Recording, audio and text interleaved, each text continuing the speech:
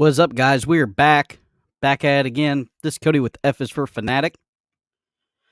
And today we are going to talk a little bit of, about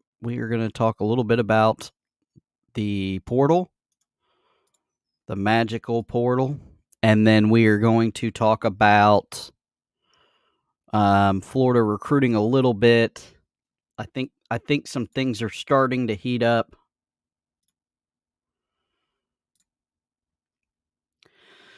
So, most recent Florida acquisition, R.J. Morton, cornerback / safety from Michigan, and or safety from Michigan. Good depth piece, legacy kid. His dad played, obviously, linebacker in the 80s for Florida. So, super exciting about that. My daughter's going to be home just in a little bit, so I'll mute it because the dogs will go haywire like usual. But I think that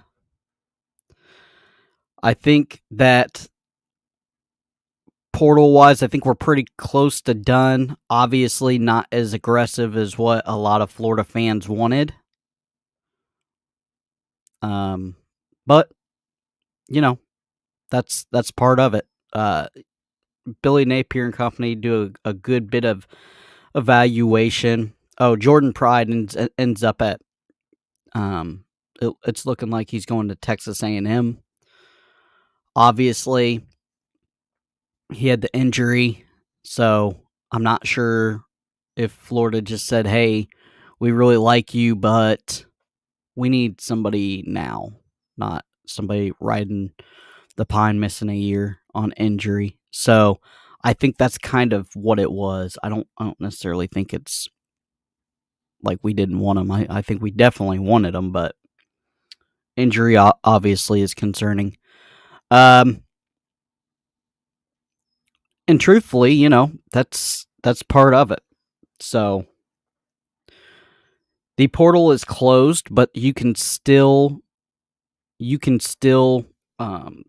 get guys out of the portal. There's just nobody else entering the portal. So the set list is a set list. I think there's like 1,800 kids in there or something. So I wonder what the portal looks like. I wonder if it's like an app or like a spreadsheet. Like, I just wonder what it like when the coaches go and log into the portal to see who is where and where is what. Like, I wonder if it's like a really nice website or if it's like one of those government websites like we had in the Marine Corps, or where it's like, just terrible. It's like not user friendly. It locks you out all the time. You got to change your password every other time. That's what I like. If anybody knows, I just wonder what the NCAA portal looks like. So, can you go by like position group, or how's that go? So, I've always been interested in that. Obviously something odd, but that's me. Recruiting wise, big pickup in Isaiah Williams. He's got elite track speed. I'm not sure if Billy Napier is building a wide receiver room or a track room for the 4x, because boy, I tell you, he's bringing some kids in with some speed that we haven't had at Florida in a long time, and it's very nice to get that back again, to have that kind of speed on the field, because the speed has always been at Florida, but Florida hasn't always gotten it. So, big recruiting weekend. Jeremiah Smith and DJ Lagway are going to be down there again in a couple weeks. So, do I think we get Jeremiah Smith? I don't know. I don't know. Would it be big for us? Absolutely. Does he probably want to play with DJ Lagway? Yes.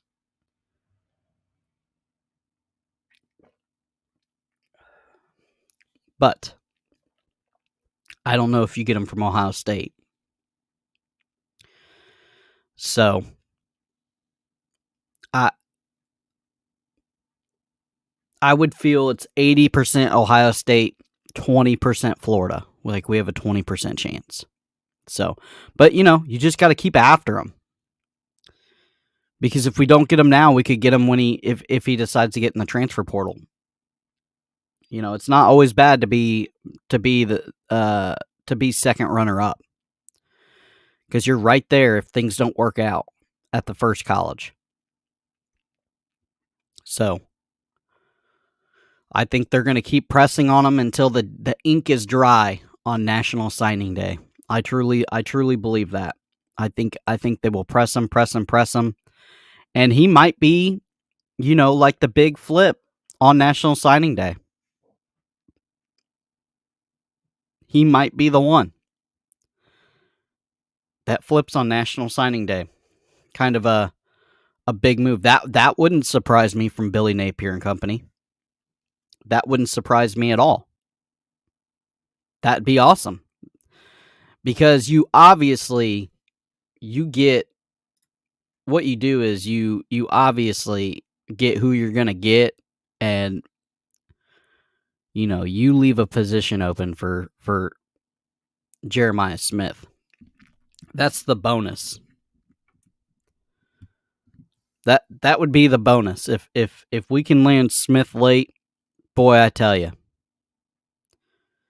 You talk about Gator Nation getting rowdy. That would be a big get from Ohio State. So, I know there's some questions at Ohio State. How long is Hartline going to be there? The key wide receiver recruiter. Nobody knows. Obviously, he's had some NFL job offers. He's had some head coaching job offers. But we'll see.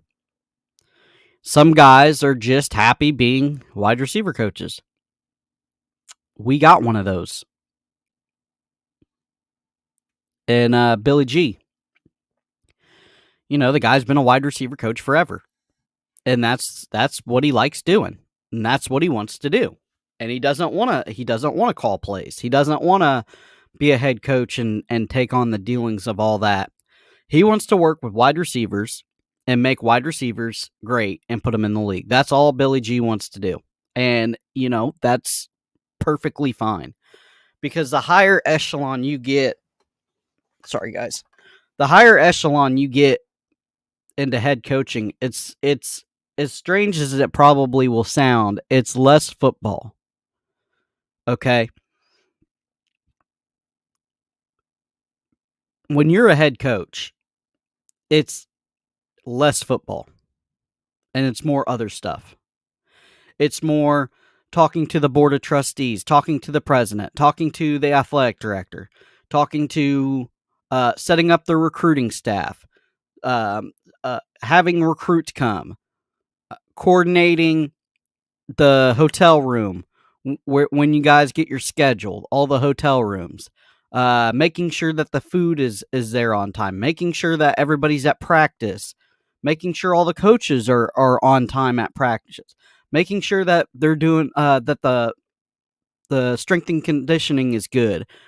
So you really don't get a lot of football when you're doing all that stuff. It's for the program and it's for football, but it's not football. It's not a guy, like if I were to ever get a chance, like I would just like to be a scout. That would be like amazing for me. I would love to be a scout, college or NFL level scout. That would be my dream job, as weird as that sounds. And that probably isn't a dream job for a lot of guys, like Shelton at High Top. I don't think he would want to be a scout. That's boring to him. But I think guys like me and Holly, definitely. I would love to be a scout. That would be awesome. If I can make, I don't even know what they make, 40, 50, 60, 70,000 to be a scout, sign me up. I'll do it. because I don't mind sitting there and watching game film from high school and game film from, you know, the transfer portal scout. I wouldn't mind doing that all day long, as wild as that sounds, because I already do it here. Yeah, it's on a way less scale, but I do it for you guys when we got the new defensive coordinator. I sat down, I watched every single game that he coached defensively and took notes. That's what I like doing. That's my thing. But that's not everybody's thing, okay? That's not everybody's deal. Not everybody can sit in a room and look at college game film and high school game film all day long and take notes and be completely content. Completely content. Now, would I want to go be a head coach somewhere? Absolutely not. That is so much damn headache. No way. Um, would I want to be like a college recruiter? I don't know. Probably not. Really. I mean, I like sales, but I don't know if I don't know if that would be my. I could probably do it, but I'd love to be a scout. I'd love to sit in a room all day and watch film. So, but that's just me. And when you are the head coach, you're doing way less of that. I can promise you. I can promise you, Billy Napier. He essentially he does 15 things before he does anything relevant to the game of football. Okay, I'm telling you that right now. Um, and when you become the head coach, you're the CEO. Okay, and so when you're the CEO, you have other stuff to do, not name football, not name the stuff that you love, that you fell in love with.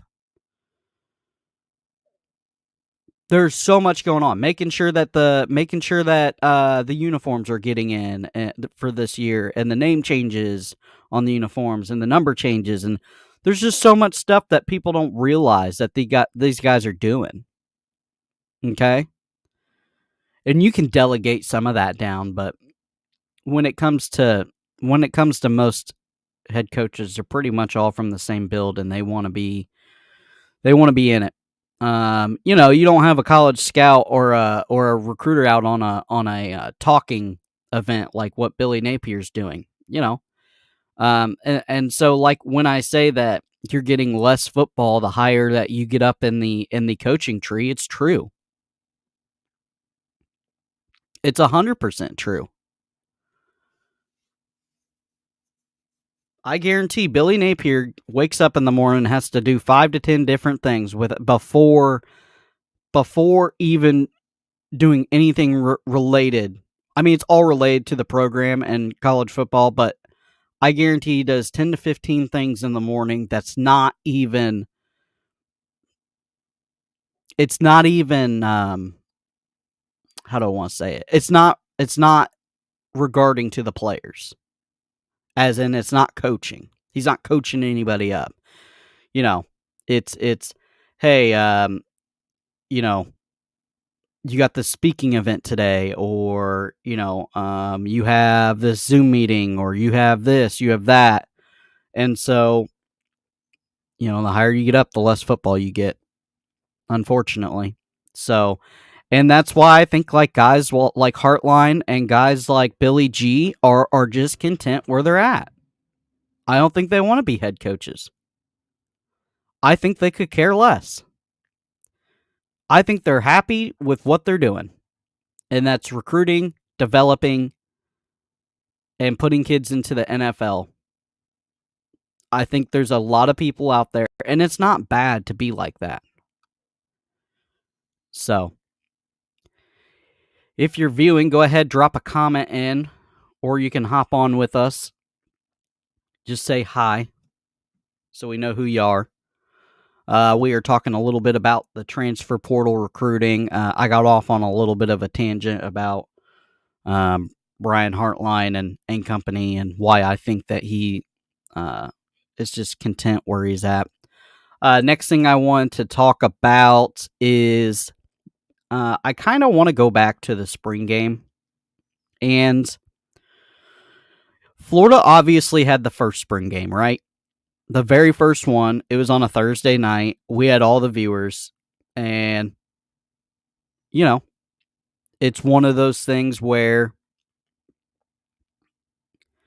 everybody talked a lot of shit about Florida football and how bad it looked.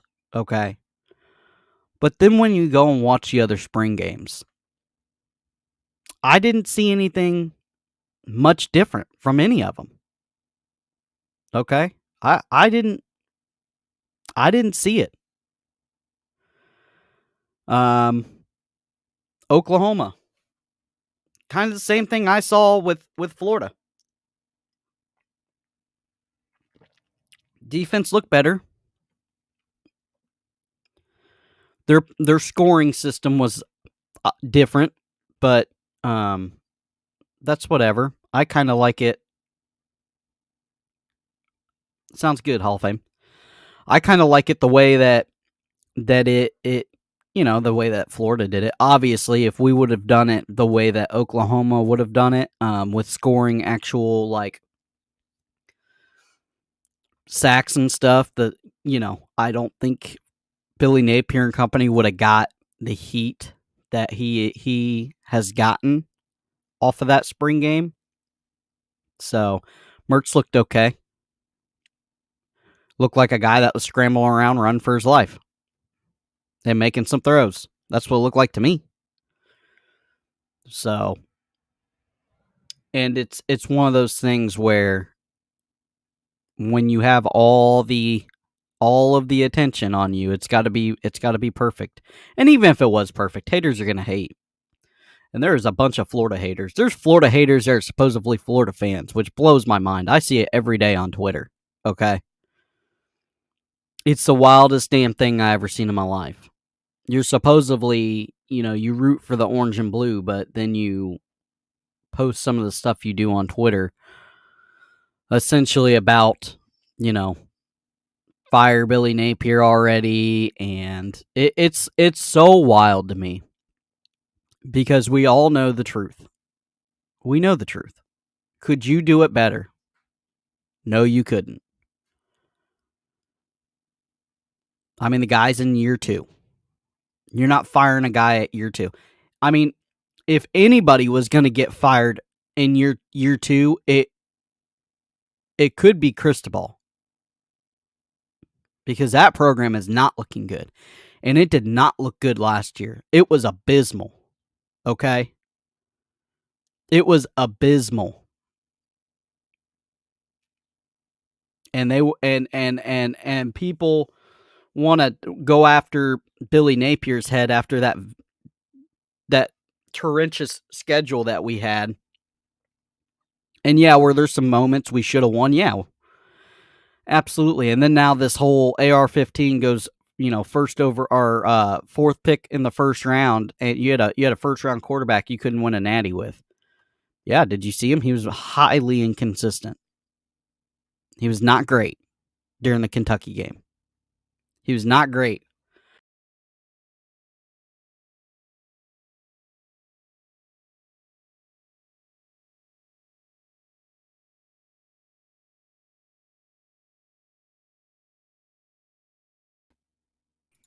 Wow, that was weird. I lose you. No, I exited myself out somehow. That's what happens when you sit in here and talk shit about Miami. They deserve it. No, I was just saying, like, it's one of those things where everybody's like calling for Billy Napier's head, and I'm like, if there's a guy that that should I'm be just getting busting more your heat, chops, dude. I could give a shit about Miami. you know what I mean? But why does he not get any heat? I think he's getting more heat than you think. You think? Oh yeah. I mean, I think they believe in him. I think they're still high on him, but I mean, they've got reason to be high on him. He was pretty good at Oregon. He was pretty good at Virginia Tech. I mean, he was kicking Miami's ass when he was at VT. So Yeah, it's just one of those things where it's kind of I don't understand. And there's several The programs in professor, I love it that you got that on there. Yeah. My There's man. there's several programs kinda in the same state right now. Florida, Oklahoma, obviously, or and Miami, all 3 are kinda in that same Win, state. hurry up and win shit.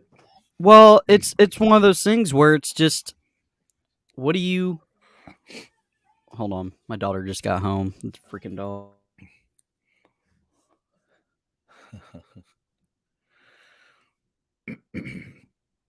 Man, everybody make sure you hit that like button as you come in for our boy Cody here. We need to get his views up, his and his subs up. It's time.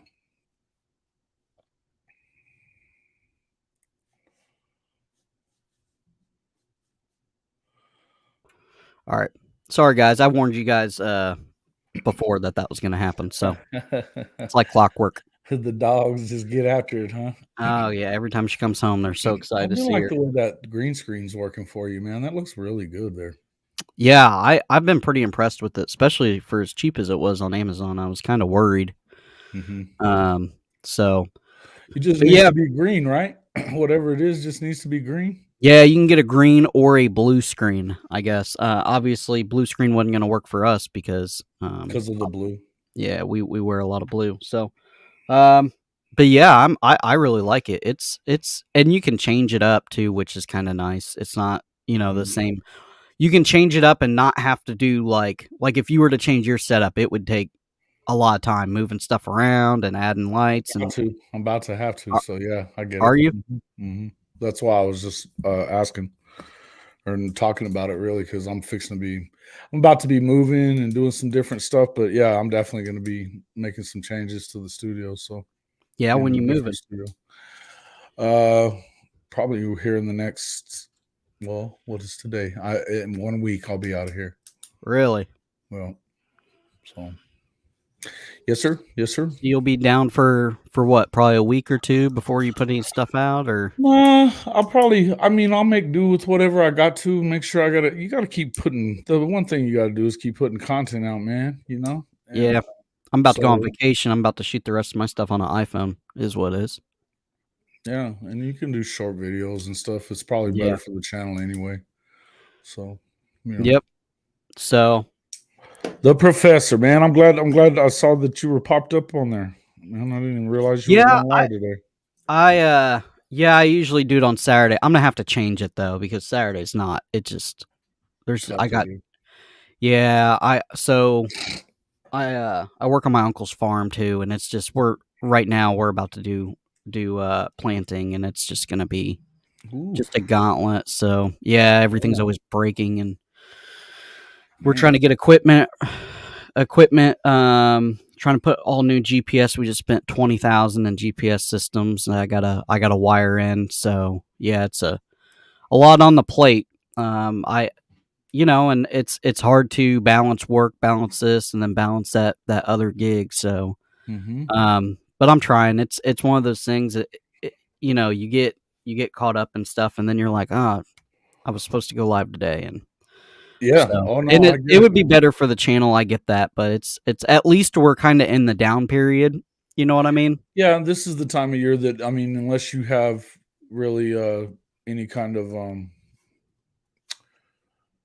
you know, Like unless you have any kind of, real news that pops up, you get a transfer or something like that, or you get a big commitment, which those can be quick videos, and yeah, you can do it from the farm for that matter. You know what I mean? yeah. I So, just did one. I just did one. Did pretty good. We just got to commit Isaiah Williams. What this kid's so fast. Runs 4.3 on the laser. He was running mhm. 4.3 on the laser in 10th grade.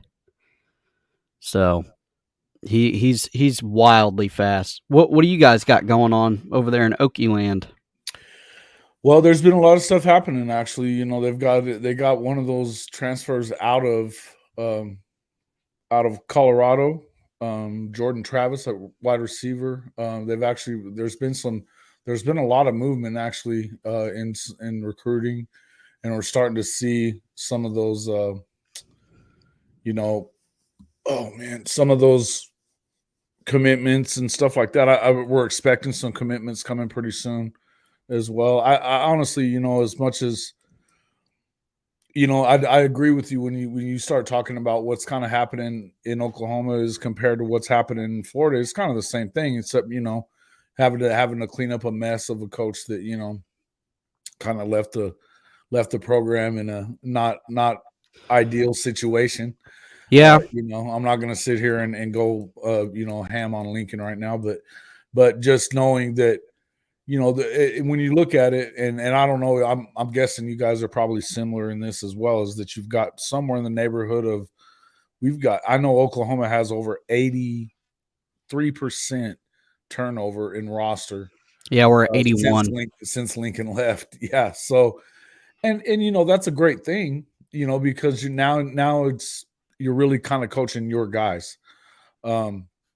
And doing the things that you want to do. Now, there's still some key holdovers from the Lincoln Riley era here, but when you start seeing the differences in what they did recruiting here at OU and what and obviously the same goes for, I mean, where did they finish in the recruiting rankings at Florida? It was in the top 10, wasn't it?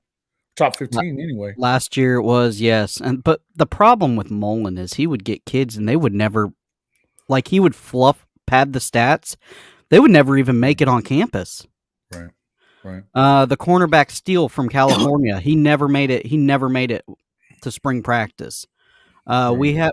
He would take these guys. No, but I'm saying Billy's first couple of recruiting. Oh yeah, top 15 both classes. Right. And I mean that's important, when you start looking at it, and neither one of these guys had a lot of opportunity to step in and get acquainted with it. They had to hit the ground running. I know that Brent had, what did he have, freaking about a month to put his class together, a little over a month. Yeah. So, and did top, I think he was 8 the first season, and then he was number 4 this past season.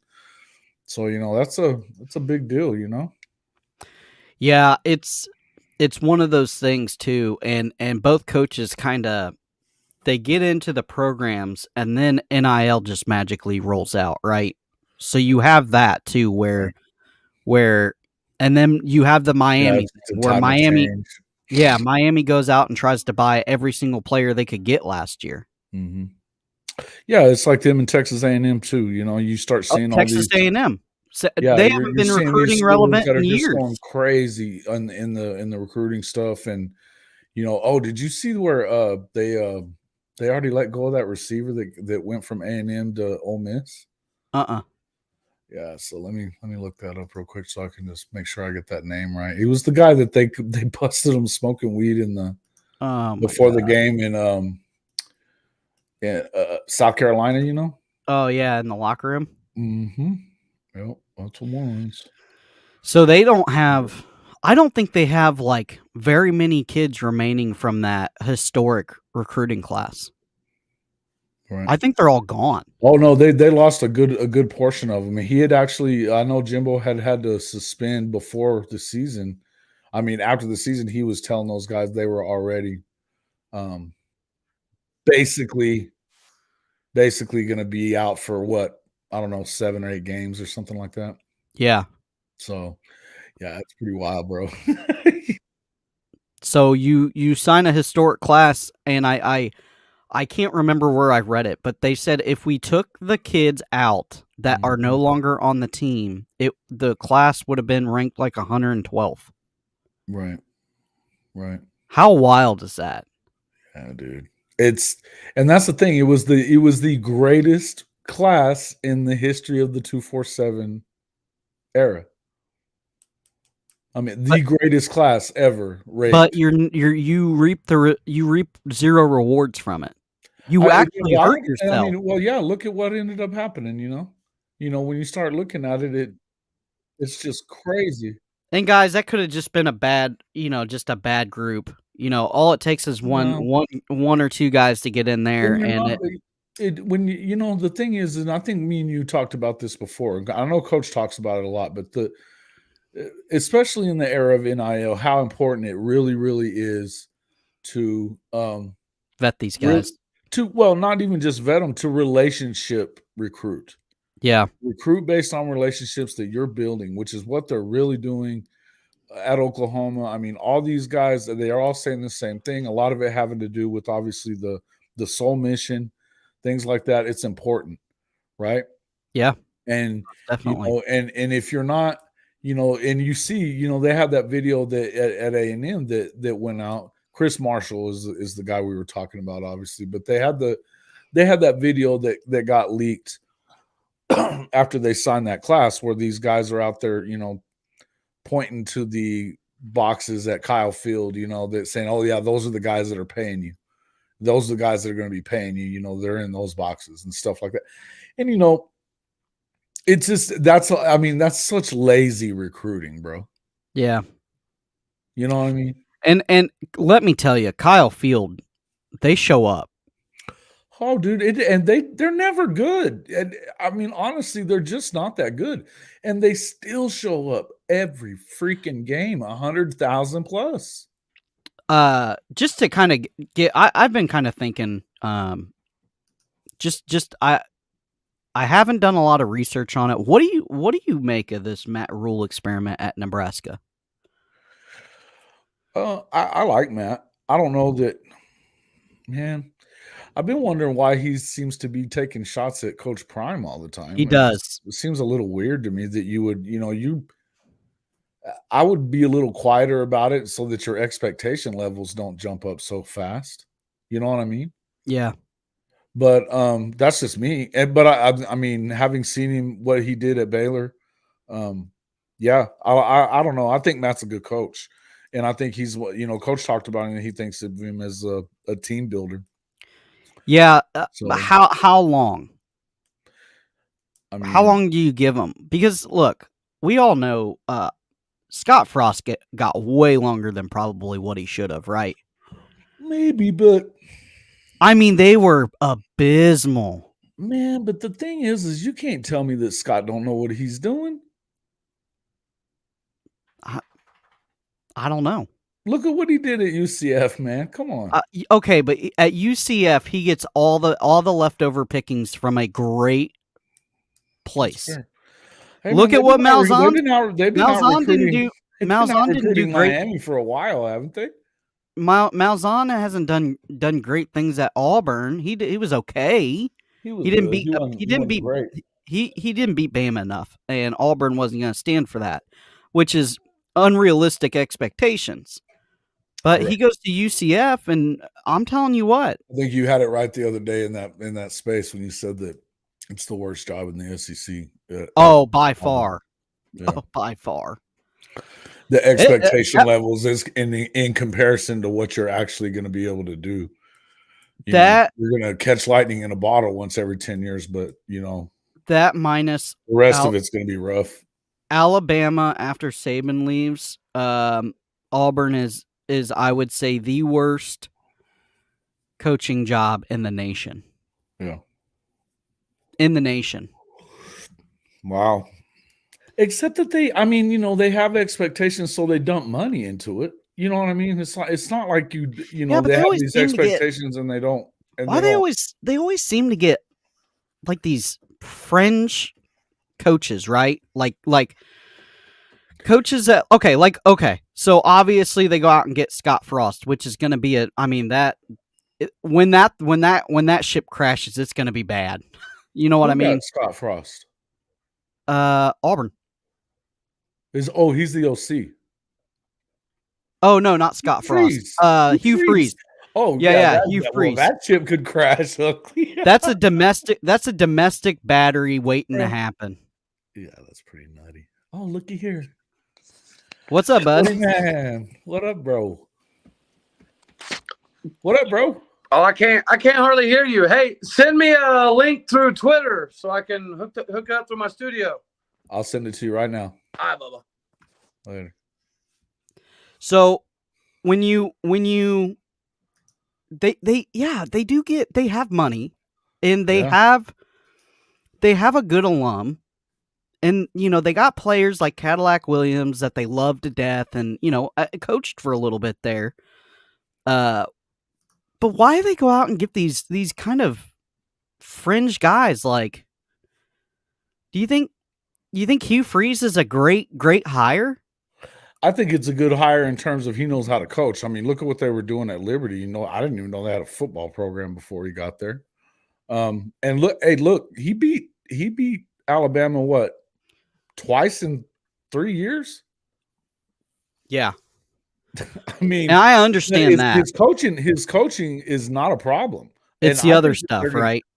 Well, yeah. And I mean, did he rid himself of all that stuff? Maybe. Maybe.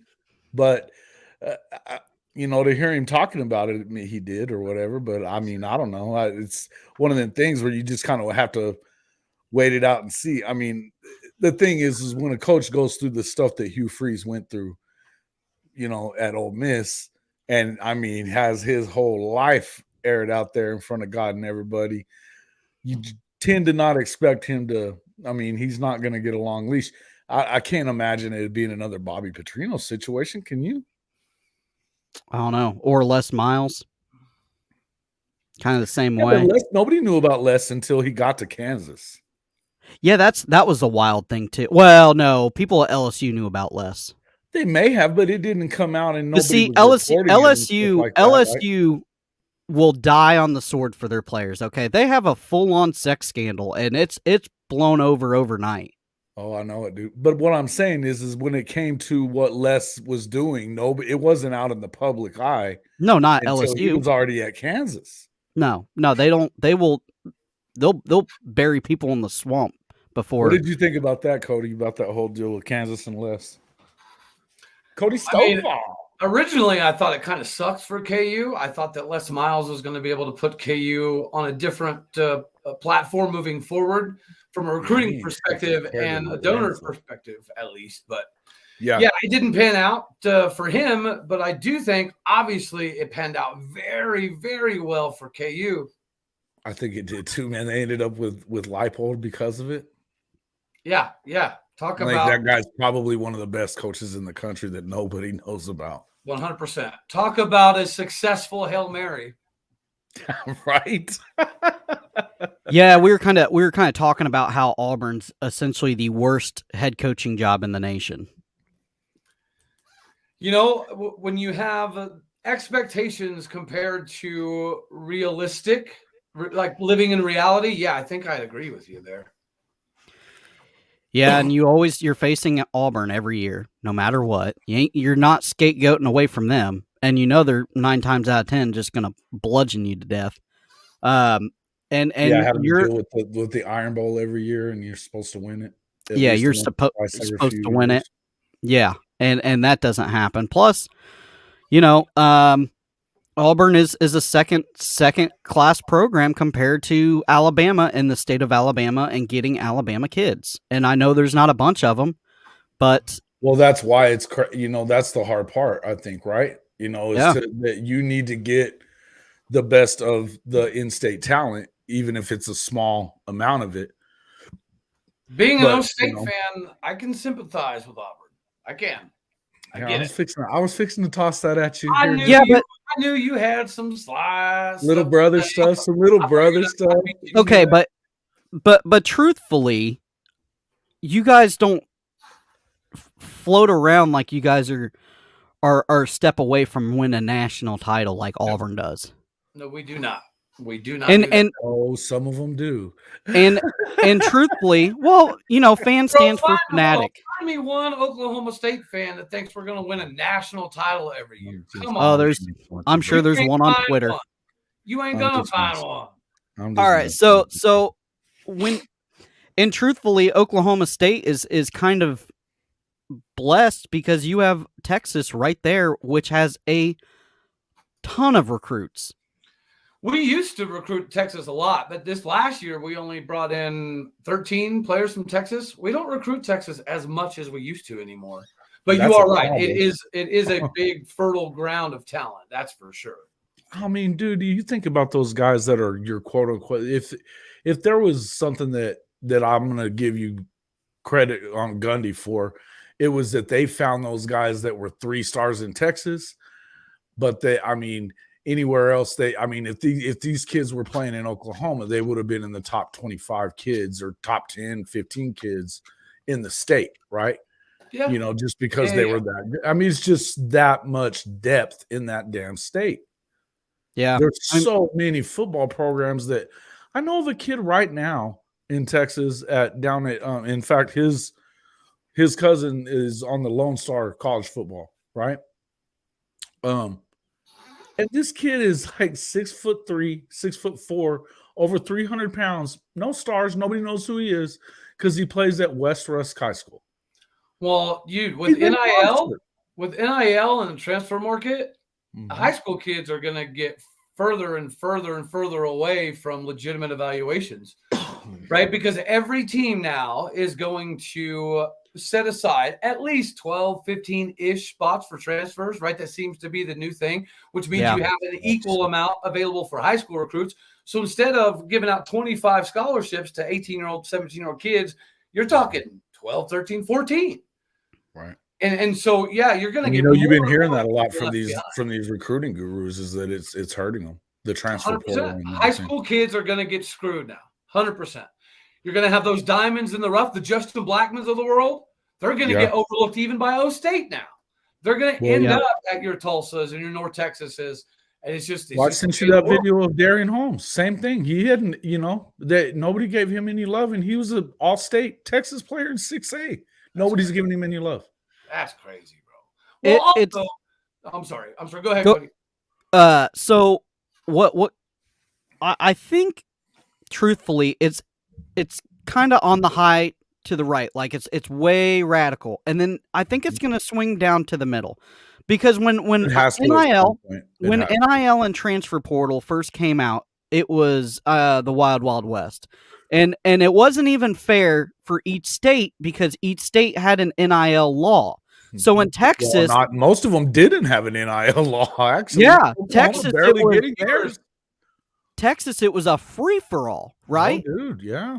Okay, but how is Oklahoma and Okie State and Florida was the same way? It was kind of, there was a bunch of laws because they wanted to be, and Florida they had to do it like that because look at what happened with the whole Jaden Rashada thing. You were talking about that in the space the other day. Yeah, it's one of those things where it's like it's gonna come back in the middle, and truthfully, it's gonna help out a lot of programs. I think the transfer portal, NIL, because you could get a guy and say, hey, yeah, you can go ride the pine at Bama. Or you can come to Oklahoma State and you can be the guy and you can sell all the jerseys and you can be the big shot on campus. Which one do you want to do? That's how Oklahoma State used to get those studs like Justin Blackman and freaking, and I mean, look at Kendall Daniels. I mean, if you take a look at what's his name that played for the Steelers? Why am I forgetting his name? Jalen Warren, Mason Rudolph, James Washington. Mason. Yes, of course, Mason. I mean, Baker got a lot of love that year, but that was as good a freaking team at Oklahoma State as I've ever seen in my life. Facts. I mean, it really was. And Mason was an unbelievable. Well, dude, and we had 5 wide receivers that spent more than a season on NFL rosters. Yeah. Yeah, they were good, man. Yeah. They were really good, and they were just don't make me go back there and regret those times because I'm having a good day today. Don't ruin it by making me remember what we could have been, how many times we should have held a couple more Big 12 titles. Here's the thing, though. Here's the one thing I would tell you about that is, I mean, when you go up against that Oklahoma team should have won the national championship. Yeah. They didn't, but they should have. But I remember that game. I was at a sports book there in Vegas and watching it with some friends. And I mean, I was on the edge of my seat that entire game, like shit. It just kept thinking, man, this ain't going to be enough. This ain't going to be enough. Yep. And it wasn't enough. It was who had the ball last. That's exactly what I was going to say. Yeah. It came down to who had the ball last, as so many of them do. And, you're talking about, they went toe to toe with one of the best Oklahoma one of the best Oklahoma teams of the last 20 years. Yeah, those were fun, man. Those Mason Rudolph, Kyler Murray, Baker Mayfield battles were very epic. Man. Yeah, I just hate that we always come up on the wrong flipping side. That's why you're Okie lights. I'll tell you guys this. I'll tell you something that's real sickening. Florida should have won 2 national titles under Mullen, under the Trask era. How do you have a team that loaded on offense and you don't win it? You know why? Because we had no defense, and he couldn't fire his best friend Grantham. Is that, do you think it was a recruiting deficiency? Do you think you had a talent discrepancy, or do you think it was misidentifying the talent? Misidentifiing on, yeah, he is. Dan Mullen tried to run the same thing of what Lincoln did. He didn't give a shit about defense. He said, "I'm just gonna outscore everybody," and that's it. And then when you can't do that, when you can't outscore, when you go up against LSU with prime Joey B and you lose by 7 points because like what you guys were saying, they were the last one to have the ball. You got to have a defense, and that's what really got him fired, was the lack of recruiting and identifying good players. And he would get players that wouldn't even make it. They wouldn't even make it on campus. They couldn't qualify. Right. We were a pipeline for JUCO. They're like, just watch Florida. Whoever they get, we're going to get half their class. The JUCO guys loved us. JUCO guys are great for fill-ins, but you got to be real careful with some of those dudes, man. You know, we were sending kids to JUCO because they couldn't qualify. Damn. That's what I'm saying. The JUCO programs were just like chomping at the bit to get part of our class. Oh, you talk about frustrating. Like, what do you mean you can't? What do you mean he can't qualify? Doing that kind of stuff only usually. Hey, man, that's when you were asking about Nebraska. If Nebraska is able to find a pipeline in Texas again, I think that's the biggest problem with the Cornhuskers, is that when they went to the Big Ten, they no longer play in Texas anymore, so their pipeline to Texas dried up. Yep. Well, the Midwest pipeline is there's no players left. Okay. The ones that are, I mean, come on. If you're recruiting from, there's some guys in Kansas City and stuff like that, but we're not talking about the same kind of shit as we're talking about with Texas. We're not. No, you're talking about a handful as opposed to hundreds. Well, yes, and also here in the Midwest, what is there? 225 schools that are 6A in Texas or some shit like that. I'm sure it's something astronomically crazy like that. Yeah. Mm-hmm. When it comes to recruiting in the Midwest, you can look. There's one school, and we all know who it is, and it's The Ohio State. And they get everybody they want, and then some. Well, yeah. And I mean, Ohio's is one of those fertile recruiting grounds, too. I mean, they play good football in high school there, too. But again, there's not a huge population. Nope. You know, in Ohio, it's a large state as far as landmass, but their population isn't huge either. You know, but it's not going to be like Georgia. It's not going to be like Florida. It's damn sure not going to be like California and Texas. Well, and then, you know, they have the pipeline set up. They go right into Center Grove here in Indiana, which is a top 25 school in the nation. They've won 4 national titles in the last 6 years. Okay. They just figure they're going to Ohio State. Yeah, that's all it is. It's Ohio State and whoever else doesn't decide to, so they go in and they say, who you got? And Center Grove says, we have these 4 seniors. And they go, who's Ohio State worthy? And they say 2 of them. And then the other 2, they go to Purdue, they go to Ball State, they go to IU, they go to, you know, great for them. But Ohio State goes in and gets who they want. To Ohio State. Yeah, but they go in and get who they want to get. And Michigan seems to have quite a bit of talent. And Harbaugh's a good coach, man. I know a lot of people like to beat on Harbaugh, but that guy can freaking coach him up. Yeah, but the thing is, Michigan has enough talent for enough players to go to the University of Michigan, also a blue blood, yes, and get and be good. Now the question is, and this is going to be the biggest question in the Big Ten, is what does Fickell do at Wisconsin?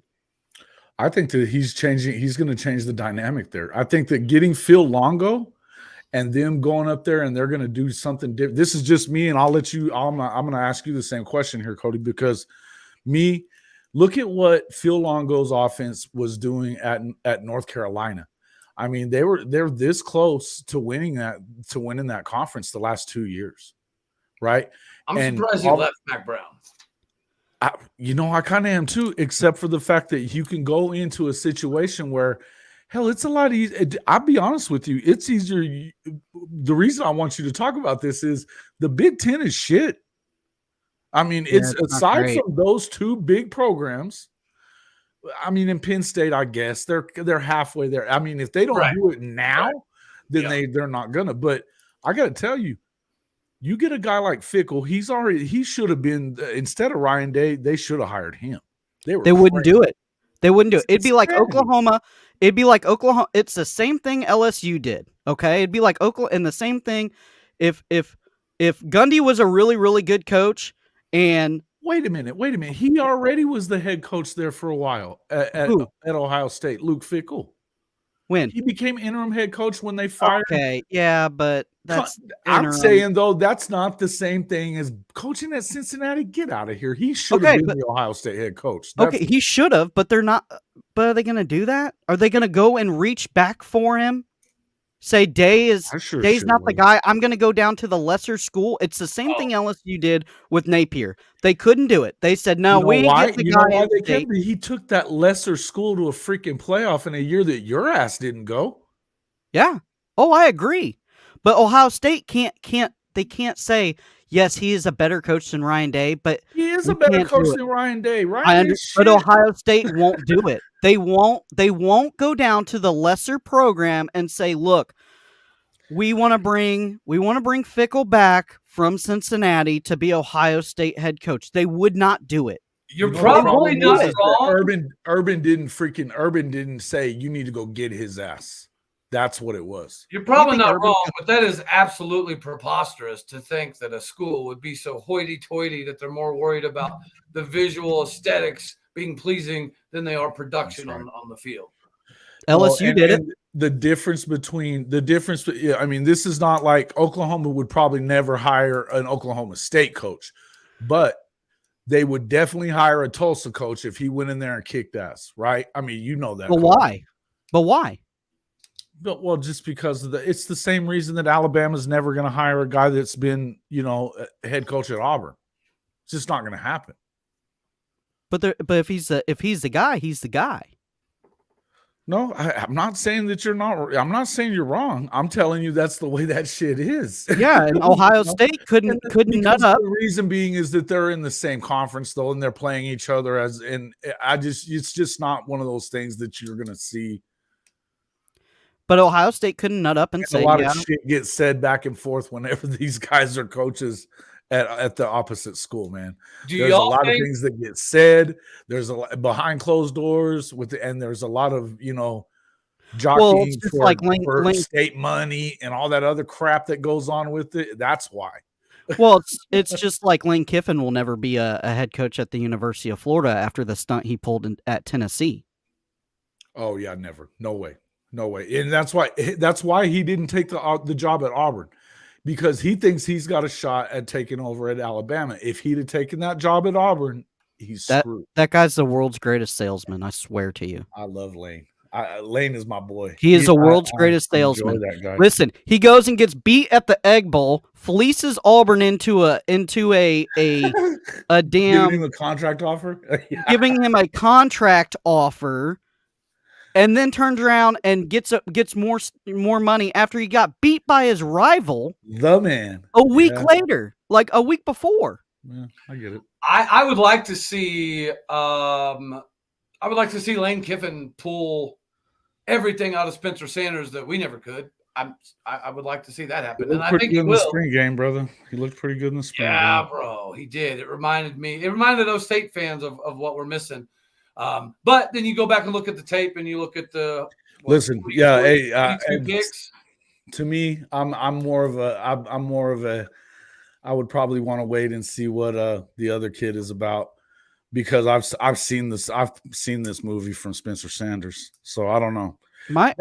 Jackson Dart. But I also feel like that like you just said, Lane is the kind of guy that will not put him in stupid positions to make dumb plays. Yes, sir. As I've told people 1,000 times, you'll take 20 picks if it comes with 65 touchdowns.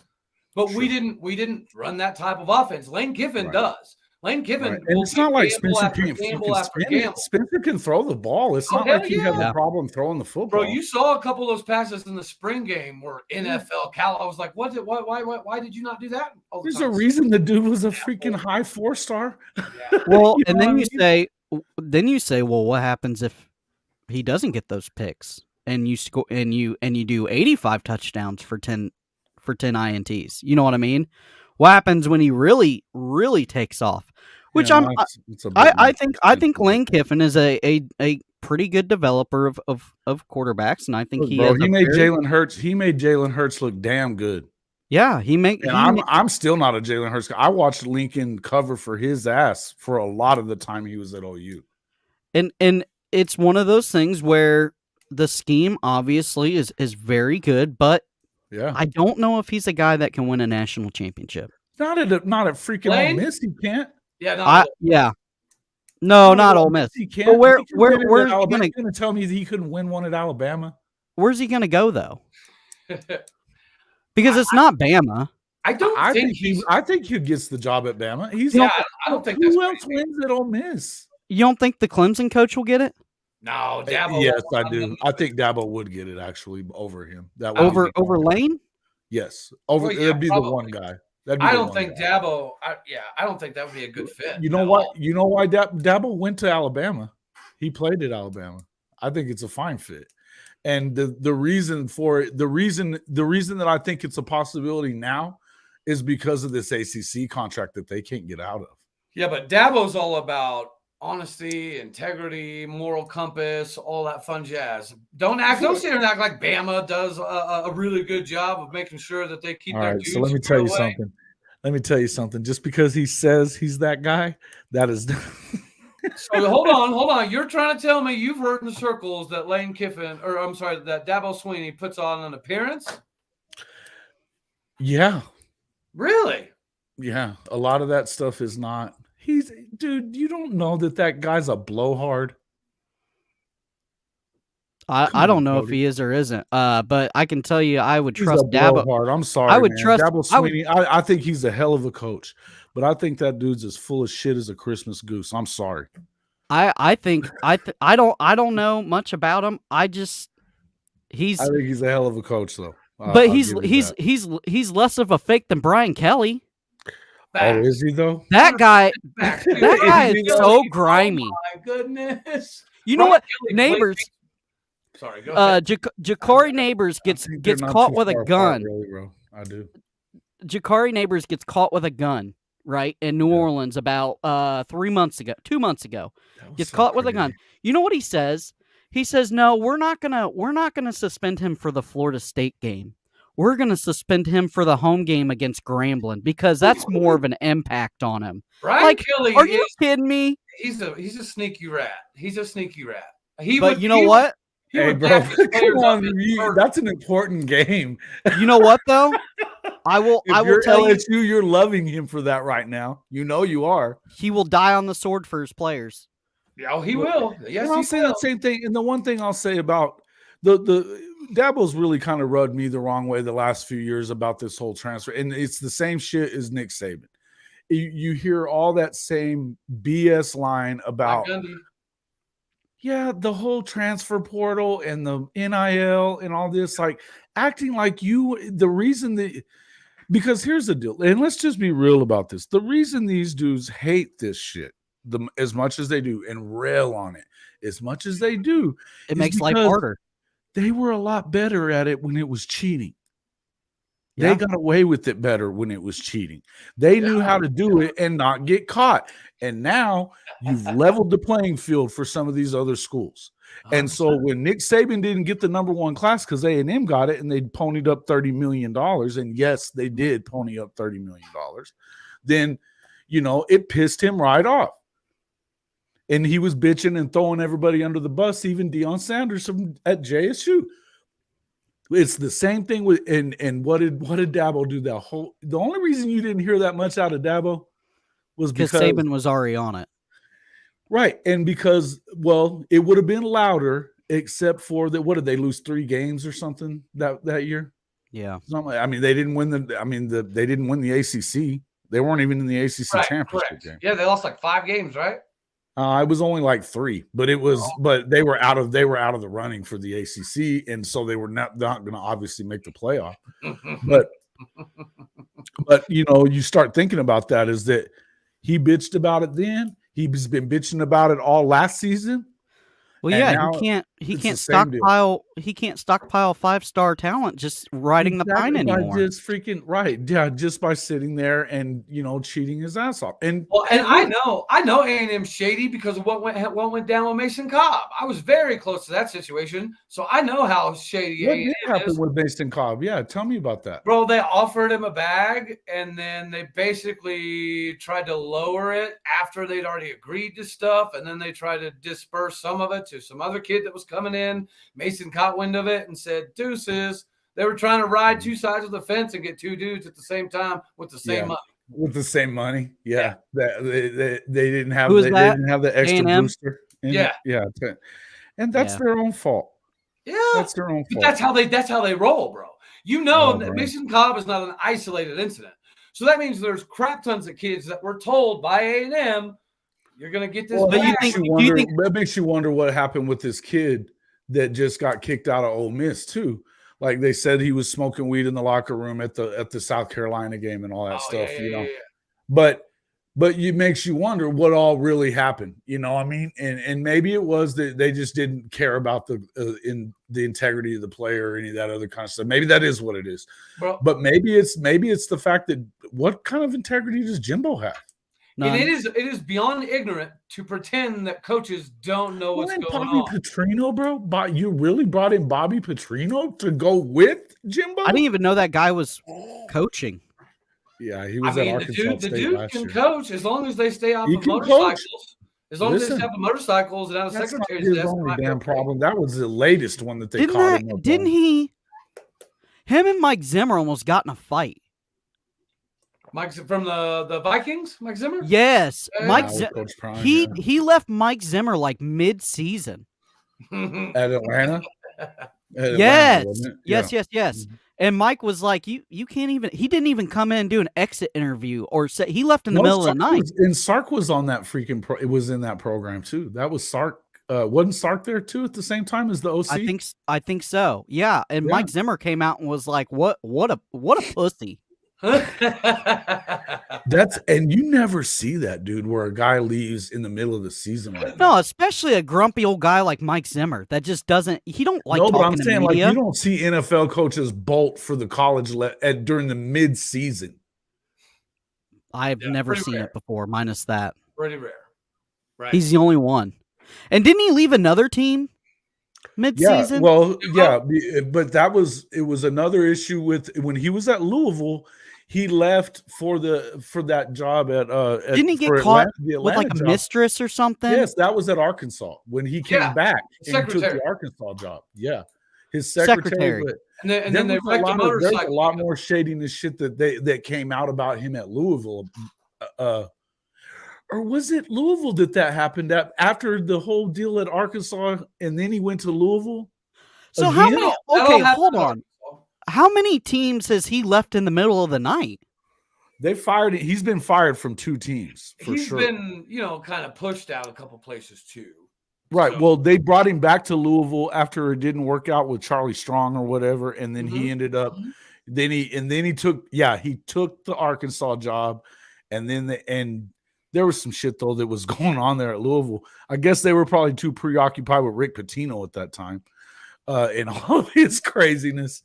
But bro, that's a story. There's a lot of craziness in that story. Bobby Petrino.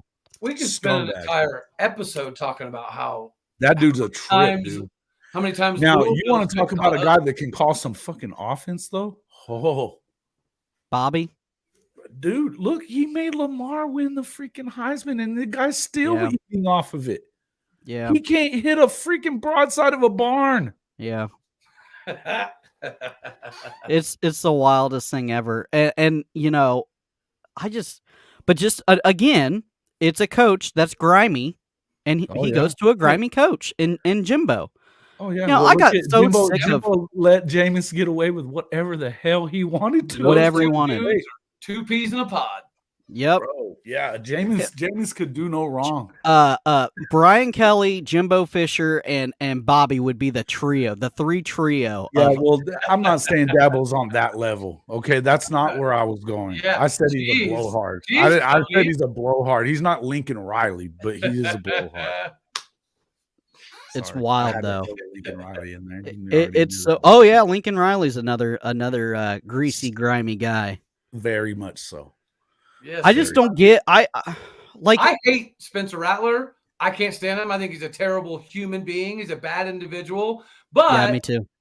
But I won't lie, Coach Lincoln kind of screwed his career trajectory quite a bit. Obviously, he might be able to get is that he never talked shit about Lincoln. He's always putting it on OU because of what the fans did in that game. You know what I mean? Yeah. That one game against when they played. Oh shit! Who was it? The Tulane game, I guess. Yeah, it was that Tulane game. The one right before. It was right before the Texas game when he fell apart in the Texas game 2 years in a row. By the way, Spencer's got a big arm and he's got a freaking. What's between his ears is this big. Yeah, he does have a complex. That guy has all the tools. There's no doubt about that part. And you can have all the tools. If you listen to Drew, that comes on my show sometimes, he's always with Ty in them. I mean, he is a Spencer Rattler lover, and I'm like, nah. Yeah, I didn't like him on freaking QB1. Me neither. Terrible. Yeah, it's funny because him and Anthony were on the same show, QB1, right? Yeah, and you see how humble and sweet and Anthony was crying and stuff because of his brother's little letter to him or whatever. Yeah, you see guys like Anthony, and then you see Spencer doing like backflips off a bridge, and his dad's like, oh yeah, this is what you get when you're talking about what's his name from he was that Vegas kid. We were talking about him before. Was that wasn't Spencer? No, Spencer was the one that got in trouble with some girl or something at his high school. Oh, yeah. In Phoenix. And he ended up losing I think at least half of his senior season when they were supposed to win state. Yes, he did. That's more than half. Yeah. Oh yeah, and even before that though, he was shitty to his teammates. I mean, it was just the dude was the way he talked to his mom. The way he talked to his mom, I was like, I cannot believe Lincoln Riley is bringing this dude to Norman. I could not believe it. But now I see who Lincoln is. He's inconsistent. Mm-hmm. He'll either throw for 6 touchdowns or 6 picks. Yeah. And I think I don't think he's going to be any better with old Shane Beamer, which I'm not a fan of. Oh, I like Shane. I'm getting to where you like Shane? I'm getting to where I like him less and less. His mouth is it's a little much, right? Well, Shane. This is the thing with Shane. He wants. I feel like a lot of shit, man, for not winning anything yet. Yeah, I feel like he's trying to be like a Deion Sanders or like he's trying to be like what's his name? We were just talking about him. But he like Jimbo. blows. No, I feel like he's more of a Lane Kiffin. He's trying to be like Lane. Like, you know what I mean? But you haven't really won anything. And now they have recruited very well this year. You haven't done shit. You haven't daddy yet. Yeah, you've won nothing. Yeah, come on now. Didn't Austin Stogner leave Cellcat? Or is he still there? He's back at OU. That's what I thought. Yeah, okay. Yeah. Mm-hmm. He's back at OU. And it's man. I tell you what, you talk about South Carolina. That's the worst place to play. Have you heard that stupid ass rooster? Will say is that yeah, dude, that the rooster, that constant thing that goes off. Yeah, that might be worse. That might be worse than the cowbells at Mississippi State. Oh, bro, those cowbells are bad when they're on the baseball diamond. I'll admit. That's tough, are they, bro? Yeah. That's a tough deal to be. Even I would think that'd be hard for the freaking home team. Even it's deafening. Yeah. Oh my deafening. God. I've never seen a game there, but I hear it. I mean, you can hear it on through the TV easily. Yeah, well, the same with that stupid ass rooster. Yeah, you can, man. I watch the shit on mute. I can't do it. It's like Cody refuses. No, Cody refuses to watch Boise State games. I can't stand the blue field. Can't do it. Don't do it. You don't like the blue field? Nah, that's kind of odd. I will not do it. When we played Boise State, I watched for like half the first quarter, and then I just turned it off and put the radio on. I couldn't do it. That's what I do for South Carolina. I put the Florida radio on, like the channel, and then I just watch it. And there's usually a little bit of a delay, which kind of sucks. But God, I can't do the rooster. It's so, and it goes. It's not like they type it right into the damn television feed. Yeah, it's not like FSU war chant that they do it like every now and then, like during a big play. That gets old. The war chants kind of gets old, but it's not like that rooster that's just blaring through. And listen, when I watch the game, I like to make it sound like I'm in the stadium. I'm out in the garage. I got that sound bar cranked all the way up. I'm not listening to the rooster. I'm not doing it. Do we want to have a conversation about annoying crap that gets played 73,000 times during a football game? Do we want to do that? What's that? Go ahead. Oh my gosh, ask your buddy here. That's just because we're scoring touchdowns on you all damn day. No. You'll do it on first downs. You do it on timeouts. You do it when somebody ties their shoe. You do it on injuries. It's just like those knuckleheads that are out there with the freaking paddles beating on the freaking wall over it. Heck yeah, buddy. Heck yeah. Well, it's because we can't shoot guns. Hey, you don't get to talk about annoying shit when you're an Oklahoma State fan, okay? Whoa, TV timeout. Find me one thing about O State that you find super annoying, legitimately speaking. Mike Gundy. Okay, besides that. he probably could cut the mullet off. He has, Mike man. Now he's starting to grow a beard. It's gray, but I'll take it. Or maybe seeing a mature Mike Gundy this year. Boy, he likes to throw a lot of smoke at the SEC though. Yeah, he does. So does your boy. Who? Cody. Oh yeah, you don't like that. That's why I sent him the link. I was like, come on here so you guys can make up. Listen, I'm not mad. Listen, when he comes out and says, when he comes out and says, "Oh, we have 13 people on our recruiting staff," I don't know if we want to be like the SEC. Supposedly they got 25 or 30. Hold on. And then he goes, "But everything's a lie. Everything's a lie in the SEC." He said, "We want to be more like the SEC, but we don't have that many analysts yet." That's what he said. He said, "Eventually we might get that many, but right now we only have like 6 and they have 13, and we're trying to get." Well, he didn't want to give up any of that big ass salary he's got either. Well, they'll hire some guys. That I don't disagree with. His salary bothers the tar out of me because it's not like he earned the damn thing. I'll shut up. You're going to get me going on my own guy. I can't be. Come on now. What is he making a year? 7.6 mil this season. Times 5, right? Because every year it re-ups. It goes up like 300, 400,000 every year and concurrently, yeah. Boy, I tell you, that might be the best deal in college football. If he'll win a flipping trophy, he can have a 55-year running contract. I don't give a crap. But one conference title is 18 years is beyond ridiculous.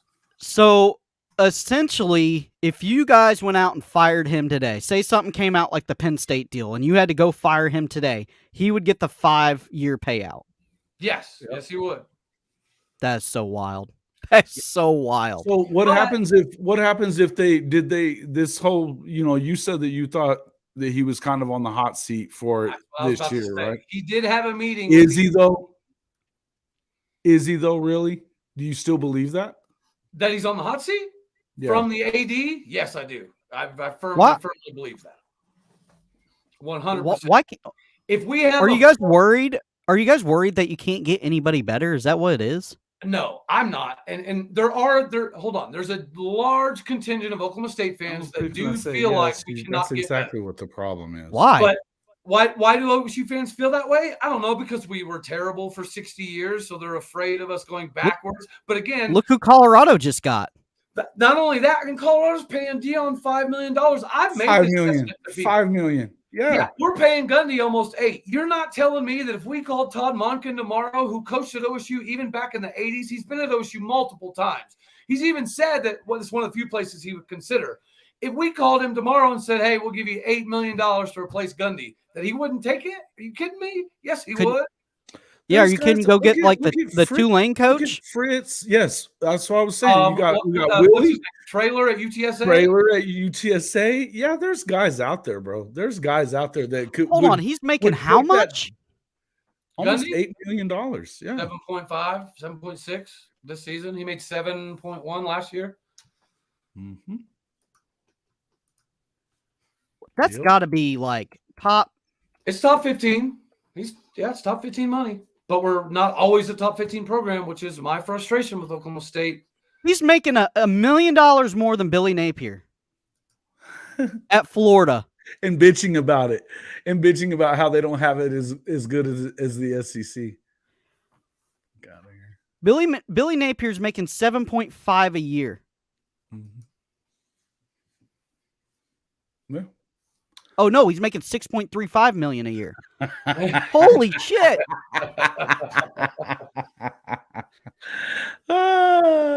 You guys got the money.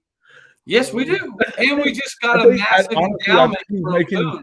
He may be making more than what Brent's making. I think it's pretty close. Though, I think he is. Yeah, I think he is.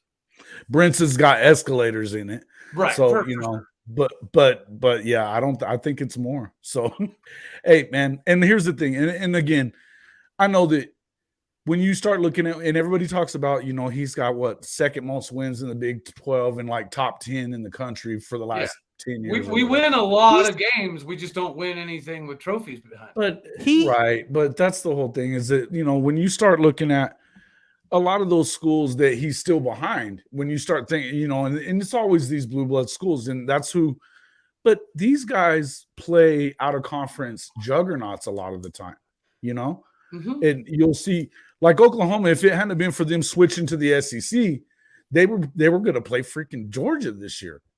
We've got Alabama and Oregon coming up, thankfully, over the next 2 years. That's cool. It's surprising, but that's cool. But so is the OU Oklahoma State thing's done now? Did. Yep. And that's because I don't care. 2023, so it's done until at least 2030. Until Gundy's gone, bro. Yeah, it's done until at least 2030, 2031. That's when our scheduled contracts are up. So anything after 2030, some of those scheduled games you could get out of easily. If you're going to replace it with, we probably could, for sure. If we wanted to, yeah. How does both sides feel about that? Oklahoma play it. Yeah, I think it's great for us, even though we lose quite a bit. You cannot take away the fact that it's always an RPI top 10 game every year, and 90% of the time, Bedlam has been. That wouldn't help you. Tell me that would not help you out trying to get to the freaking playoff, even if you lose it. If you play close, and you're a good team, and you've got a chance to get in the playoff. Especially with OU going to the SEC. That's a smart move. It's the dumbest thing I've ever heard of. Why wouldn't you? And all he said was, we couldn't make it work. What was the word he used, Cody? Yeah, but hold on, TV timeout. You're an OU fan, right? So you're trying to push this narrative like Oklahoma State could have played. It has nothing to do with that. He said that they couldn't do it logistically. Correct. That's the word. Yeah. I've watched him say it. Yes. Logistically, it's like an hour away, isn't it? No, yeah, logistically they couldn't do it. It's only 80 miles, So between 20, I'm glad you brought this up so I can clear up the stupidity that you like to spew sometimes. We have a contract through 2030, and the only 2 years we have an open date are two years that Tulsa is set to fill that date. So wait a minute. It's called a contract, bro. Don't sit here and act like OSU is scared to fucking play OU. Get out of here. Wait a minute. That is not that. Okay. Well, I'll just say this to you. How is it that Ohio State's able to get out of their contract with Washington, but you can't get out of yours, with the Sisters of the Freaking Poor to play Oklahoma. To get out of Oregon, and you're right. We should cancel Oregon and Bama to play fucking OU. We should totally do that. We should do that. It's a great idea. So how many games is in this little contract? How many games is in this little contract? They're going to play them that many times? It's a 2-year renewal, there and there, home and away with both. Yeah, and then okay, but hold on. What does that mean? You kind of have to play them.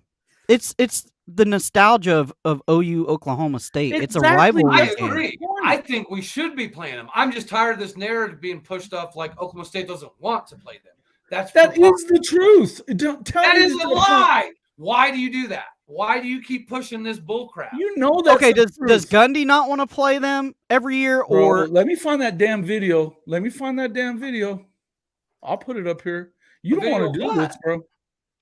The video of him they're the ones that screwed up the tradition. They're the one that screwed up the tradition. He's just butthurt because he ain't going to the SEC. Bro, you're hiding some bullshit right now. So is it just because they're going to the SEC is why you guys won't play them? Or this contract was already set in stone and they didn't re-up it, is what I'm asking. I've never heard from anybody other than some butthurt fans about not wanting to play OU. He said logistically we can't make it work. That's 4 games. You're talking about 8 years, 2031. Bro, they can't make it work logistically. So when's the last game? The last game before we have open dates? Yeah. No, the last game that OU plays Oklahoma. When's the last one? This year? This season in Stillwater. And then it's done. The other sports we're going to continue. Crushed. OU's going to crush them this year. Whoa. Beat the brakes off of their ass. So the other sports are going to continue to play. So the golf team can travel 80 miles. But the football team won't. Basketball, they're going to do reasons. it all. Oh, yeah. Yeah, why do you keep it? You act like the distance. It's not a fucking distance thing. It's a contract. It's not about distance. I know that. He just said logistical, and I'm just saying. He did say logistical. It's not logistical. Meaning schedule. That's part of the logistics financially whenever you put together schedules, bro. On, I don't know why you act like you don't know what you're Stop. I'm going to tell you why. Because don't tell me that aside from you're not going to pull out of the Bama and the Oregon series. No. Don't do that. Not a Tulsa either. Who else are you playing? Why? Why wouldn't you? How much more money are you going to make off of playing Oklahoma? Y'all do the same thing with Tulsa. How much more money? The same contract as we do with Tulsa. So there's no other team minus. Let's say you play Tulsa. There's no other team you guys can butt out of there for conference games. Sure, you still get 3 out of conference games. Because let's just put it how it is. It's all about money. 4 years. You're talking about an 8-year period that they can't do it for 8 years. Right. But after that, I think that Bedlam will probably renew. I think we'd be stupid to not renew it. Okay, let me ask you this. You have a really good team, right? You put Oklahoma on the schedule. They beat Oklahoma. Even the money is enough to do it. If you're a top 25 team and you beat Oklahoma, an SEC team that you would love to, quoted. They are an SEC team now, right. So you beat them, you automatically move way up in the playoff contentions. Yeah. You make that 12-team playoff. Yeah, bro, that's what I just said. Why not? I just said that I think we should play OU every year because of what it does at the end of the season. But and the fact that it's always who doesn't think that? Gundy. No, it's not. Gundy doesn't have all power. Jesus, Mary. Gundy doesn't make the schedule. Brett Venables makes the fucking schedule. No. Jason, does Brett Venables make your schedule? Does Mike Gundy make our schedule? Yes. No, you're higher than Draft's vagina. Get the now. There are some. They do. I don't know about this because they do some. We play some odd teams that like McEwen scheduled us for, like what's that? East Washington. I think he coached there one time. Really? Yeah, but hey, you know for sure that they have just as bull crap. The head coaches definitely decide where the hell they want to play, and particularly when you've been at the school as long as freaking Mike Gundy has been. Get out of here! Are you okay? Really By that logic, why are we playing teams like Oregon and Bama if Gundy's scared to play people? He's not. Nobody expects you. Hey, nobody. It's. Well, I think if Bama calls, you got to go. First off, nobody expects you to beat Alabama. Nobody. There's no expectation there for you. Is there? Do you expect them to go beat Bama? Come on, you know better. Come on. We won't. Okay, the Oregon game. Right. But you also feel like you got an opportunity to win that one, right? Yeah. Because they're beatable.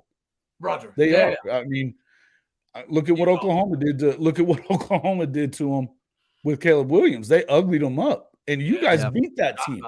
And if you play them early, they're real beatable. Yeah, why is that with Oregon? Why does that always happen to them? They always lose a couple games. I think that the year. I think they're going to be better under Dan if they get out of there probably pretty soon. I think that Dan's going to be. Otherwise, they're going to lose Dan Lanning, and I think he's a hell of a coach. That is an odd thing, isn't it? What?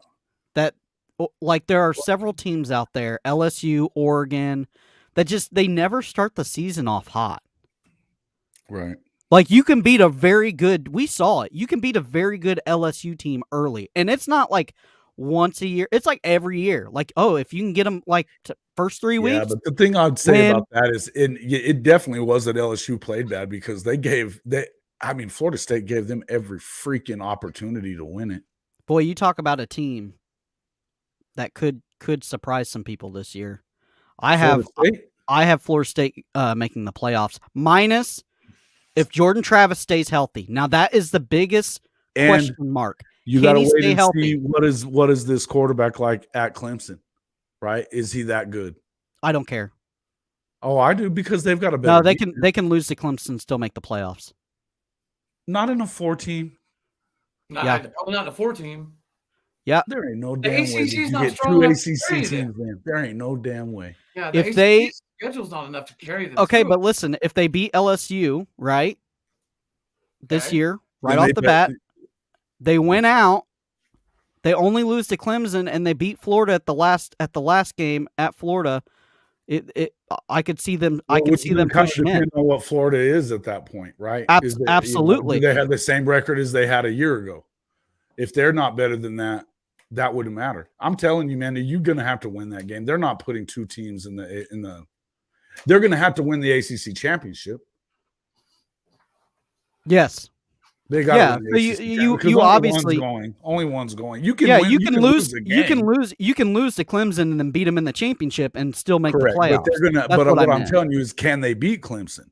Can they even beat them? Because I don't. Yeah, Clemson's not. Dude, that team is loaded. Okay, they're and loaded, Clemson bro. Always they're loaded. They're loaded too. They're loaded. Clemson is always twisted. Don't get it twisted. Okay, but I just watched Clemson just struggle like a fish out of water with DJ Alugalua or whatever his name was for 3 years. But they have the number 1 quarterback in the country. They had him for the last 3 years too. They've got the number 1 quarterback in the country from his class in there. I don't care, bro. Prove it. No, I don't. I don't care because I just watched that. I just watched the same thing with DJ. They beat Jordan Travis last year. I just watched the same thing with DJ. Oh, bro, he's better than DJ. And I love DJ Uiagalelei. I think that they screwed her up with him on what they were doing with him. And you don't think they won't screw up with this one? His head. You don't think the same thing will happen? It's not the same guy. It's not the same coordinator. No, they just brought in Lincoln's brother. Oh, yeah, they did. I don't know. Clemson just doesn't do anything for me. There's no sizzle to them anymore. What have they done? With little Riley in there? Are you kidding? Prove it. Oh, shit. Who is this? Hold on real quick. I'm going to go out of here. You know what I mean? Am I wrong? I mean, I'm tracking what you're saying. Like Clemson just doesn't. It's not like Clemson used to be. So you know how the other day on the Twitter space, like I was giving you a hard time about the SEC being top heavy. Like there's a partial legitimate argument there. There's partially an illegitimate argument there. But there's not an illegitimate argument when it comes to the ACC and the Big Ten being like 2 teams top heavy. Right? That's it. Yeah, exactly. So those things I don't think are going to benefit them. I think the only caveat I have with that with the ACC is there's always like an odd team that like Wake Forest that can beat you and really screw up your whole playoff picture. Yeah. You know what I mean? Purdue does the same thing. Listen, if you're a Big Ten team and you have to play Purdue the last game of the year and you have the possibility of going to the playoffs, you know what they're going to do? They're going to show up, they're going to hang 60 points on you, and it's going to look real bad, and then they're going to go back into the cellar. And I don't understand why that happens, what that is. It's something that I've never been able to put my finger on, but it happens all the time. And it happened to FSU last year with Wake Forest. I mean, I'll be honest with you, like, so there are times, just like you hear coaches all the time say, we're just taking. Well, there's bad matchups, right? There's just bad matchups. Well, honestly, some of it's preparation. Like, I'll be real with you. There was a few games in college where we knew we were going to win, or at least we thought we were. So I'd be lying to you if I told you that I studied all of the film I was supposed to that week. That happens on a pretty regular basis, unfortunately. So I think being underprepared is part of it, right? The egotistical mindset. Overconfident. Yep. And then they have just enough dudes to smack you in the mouth. Yep. 100%. Yeah, well, when you get caught flat-footed, I mean, you see all the time first half games between the Citadel and whoever. That's actually somewhat competitive. But by the time the fourth quarter ticks around, traditionally speaking, that is when the depth chart shows through and you see that big separation. But sometimes, if you get caught flat-footed, you could get to the fourth quarter before you realize, oh, crap, we better do something. And then it's too late. Yep. Like my dad always says, you never leave the chumps in the game. Because they will come come up and they will beat you every time. Every time. Every time, man. This is, if you start thinking about what happened with Lincoln, especially in the playoff and things like that. But I mean, forget about the playoff stuff, but these games that they were close in, that I mean, they got away with it with Caleb a bunch, right? There were some that they didn't. But you start thinking about what happened to them at USC last year.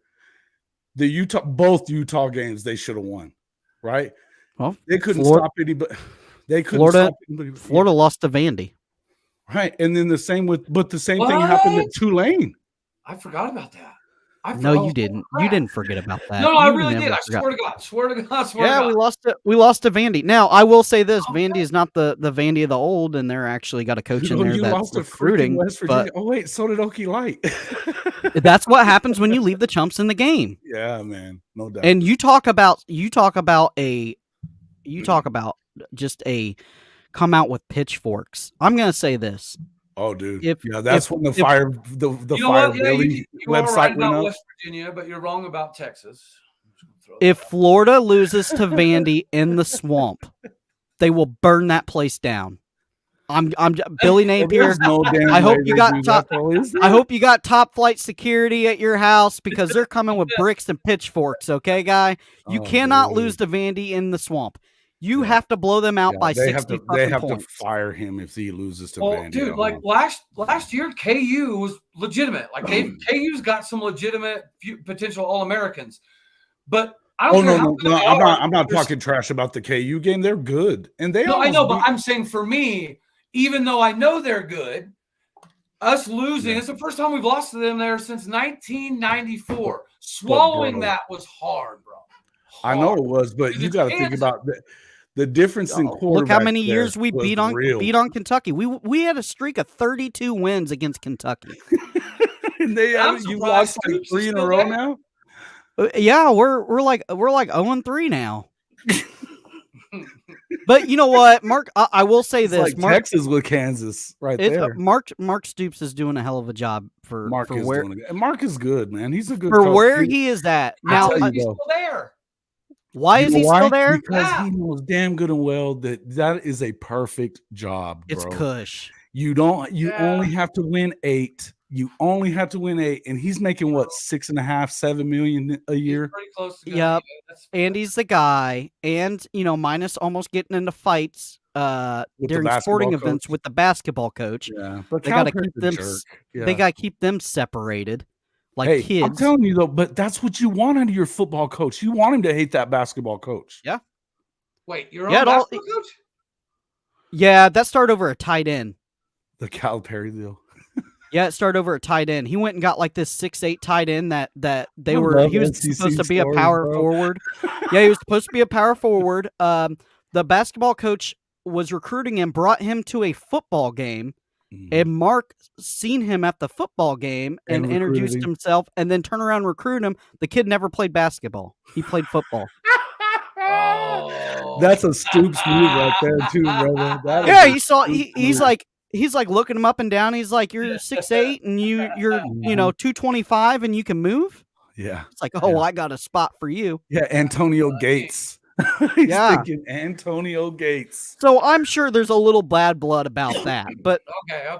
Well, in any event, that's the whole thing but you want you're gonna get those dudes every year. It's freaking Kentucky when it comes to basketball, right? This is like Alabama. Yeah. You want your freaking football coach to be like, buddy. You know what I mean? That whole ordeal started over one kid. I mean, yeah, he. And it's gotten worse though because they're going back and forth at each other in the freaking press. Yeah. Which is awesome, by the way. What a great deal. I would love to be a freaking sports writer there right now. I have a friend that is his dad is a big booster. At Kentucky. Hold on, say that word again. Big booster. A big booster. A big booster. Yeah. And so he said that they schedule stuff to where they're on different times. Like if there's a sporting event and there's both of them are going to be there, they schedule it to where Mark and what's his name are on different times. They never see each other. Awesome, bro. That's wild, man. That these booster dudes had to do that. That's hilarious. I love it. It's the craziest thing in the world, but that's two alphas. Hey, Coach Roybal, I had to keep him. They had to keep Roybal separate from the basketball coach in Hobbs. What? They hated each other. They fucking hated each other. Yeah. Really? Oh yeah. It was a basketball school, man. All basketball. Oh yeah, and then he goes in there and gets a bunch of money and gets he's freaking Texas football coach, man. 6'8" Texas football coach. He came in and he was like, I'm gonna do things this way and this way, and it immediately got under the skin of the basketball coach who said something. And it started. Oh yeah, they did not like each other. That's the same thing that happened at Kentucky, though. If you think about it. Yeah, it's exactly what it was. Oh, and that was the other thing. His coach's best player at that time, Deshaun Sanders, who played at Tech.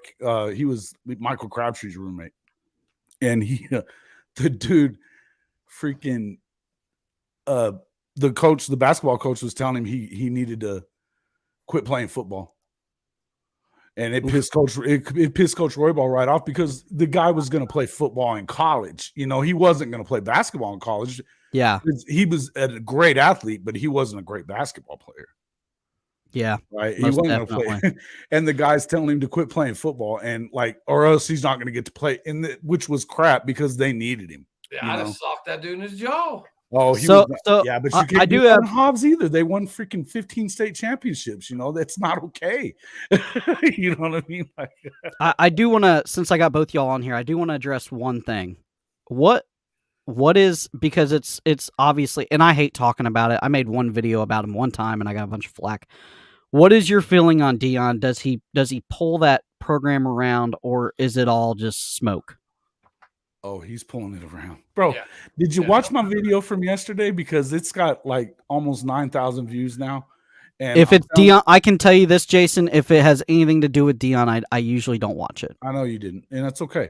What I'm telling you is that all those guys that everybody's freaking out about that they jettisoned out through the portal, yeah, they've replaced almost every one of them.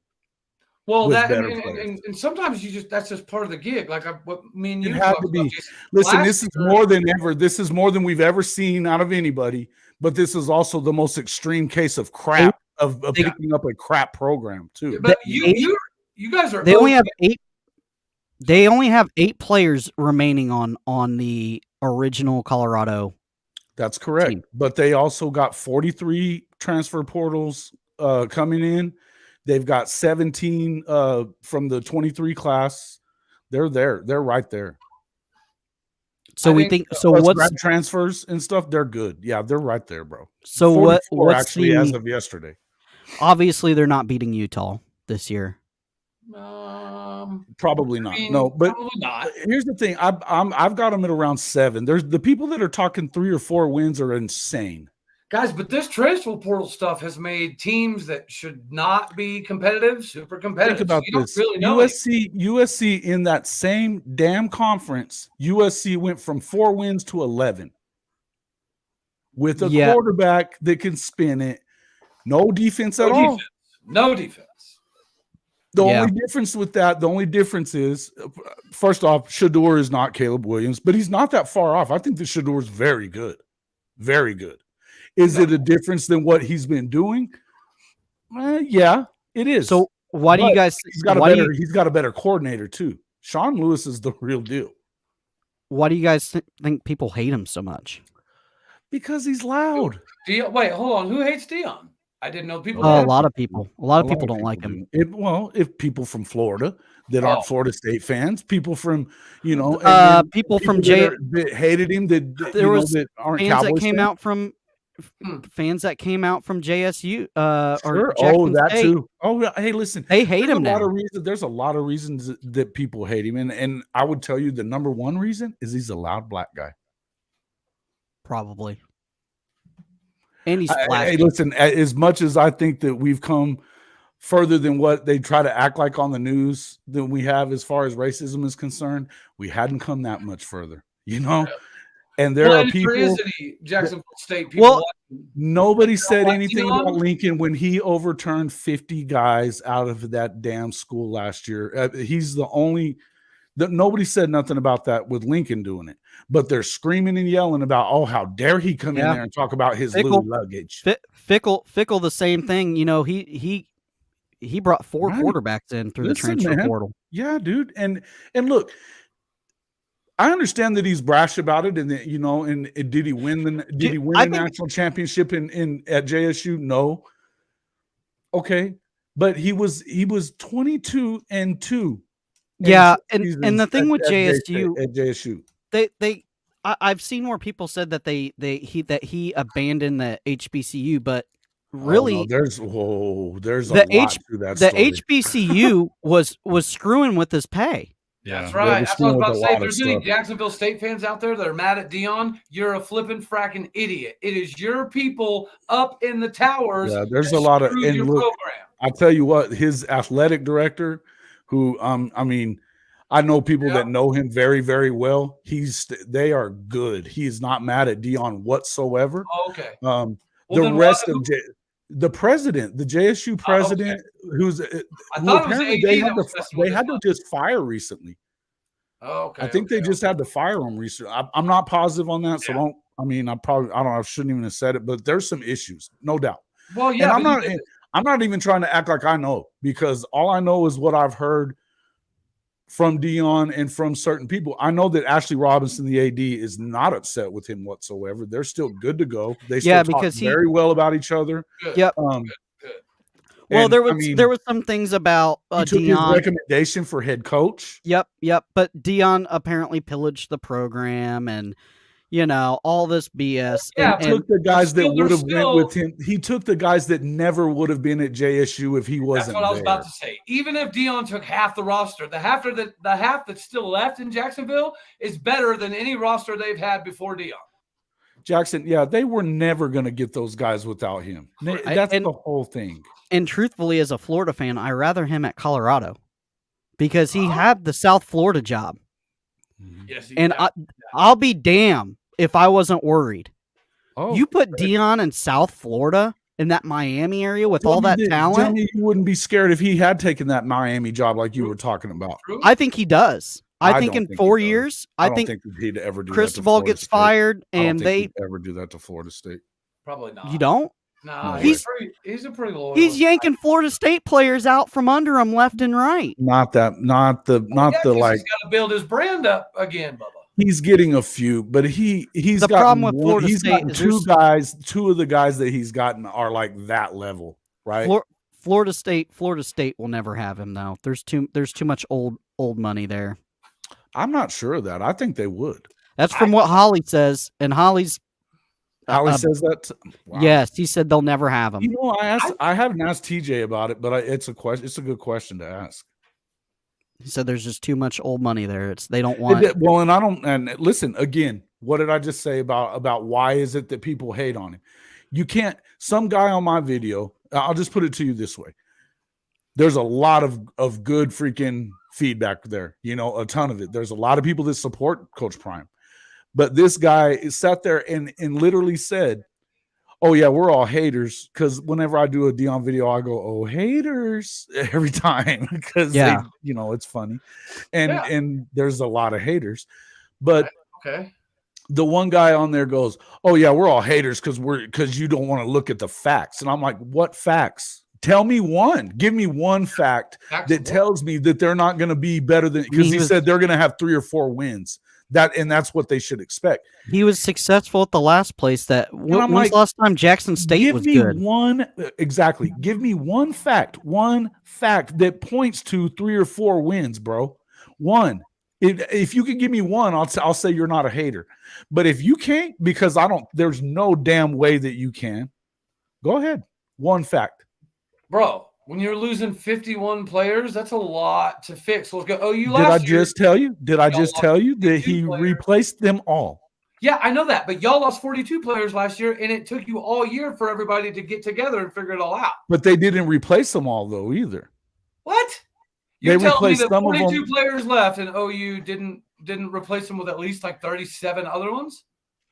They replaced most of them, but no, they had like 32 guys. I think they were 10 short of it or whatever. But the problem wasn't that. It was that they didn't go.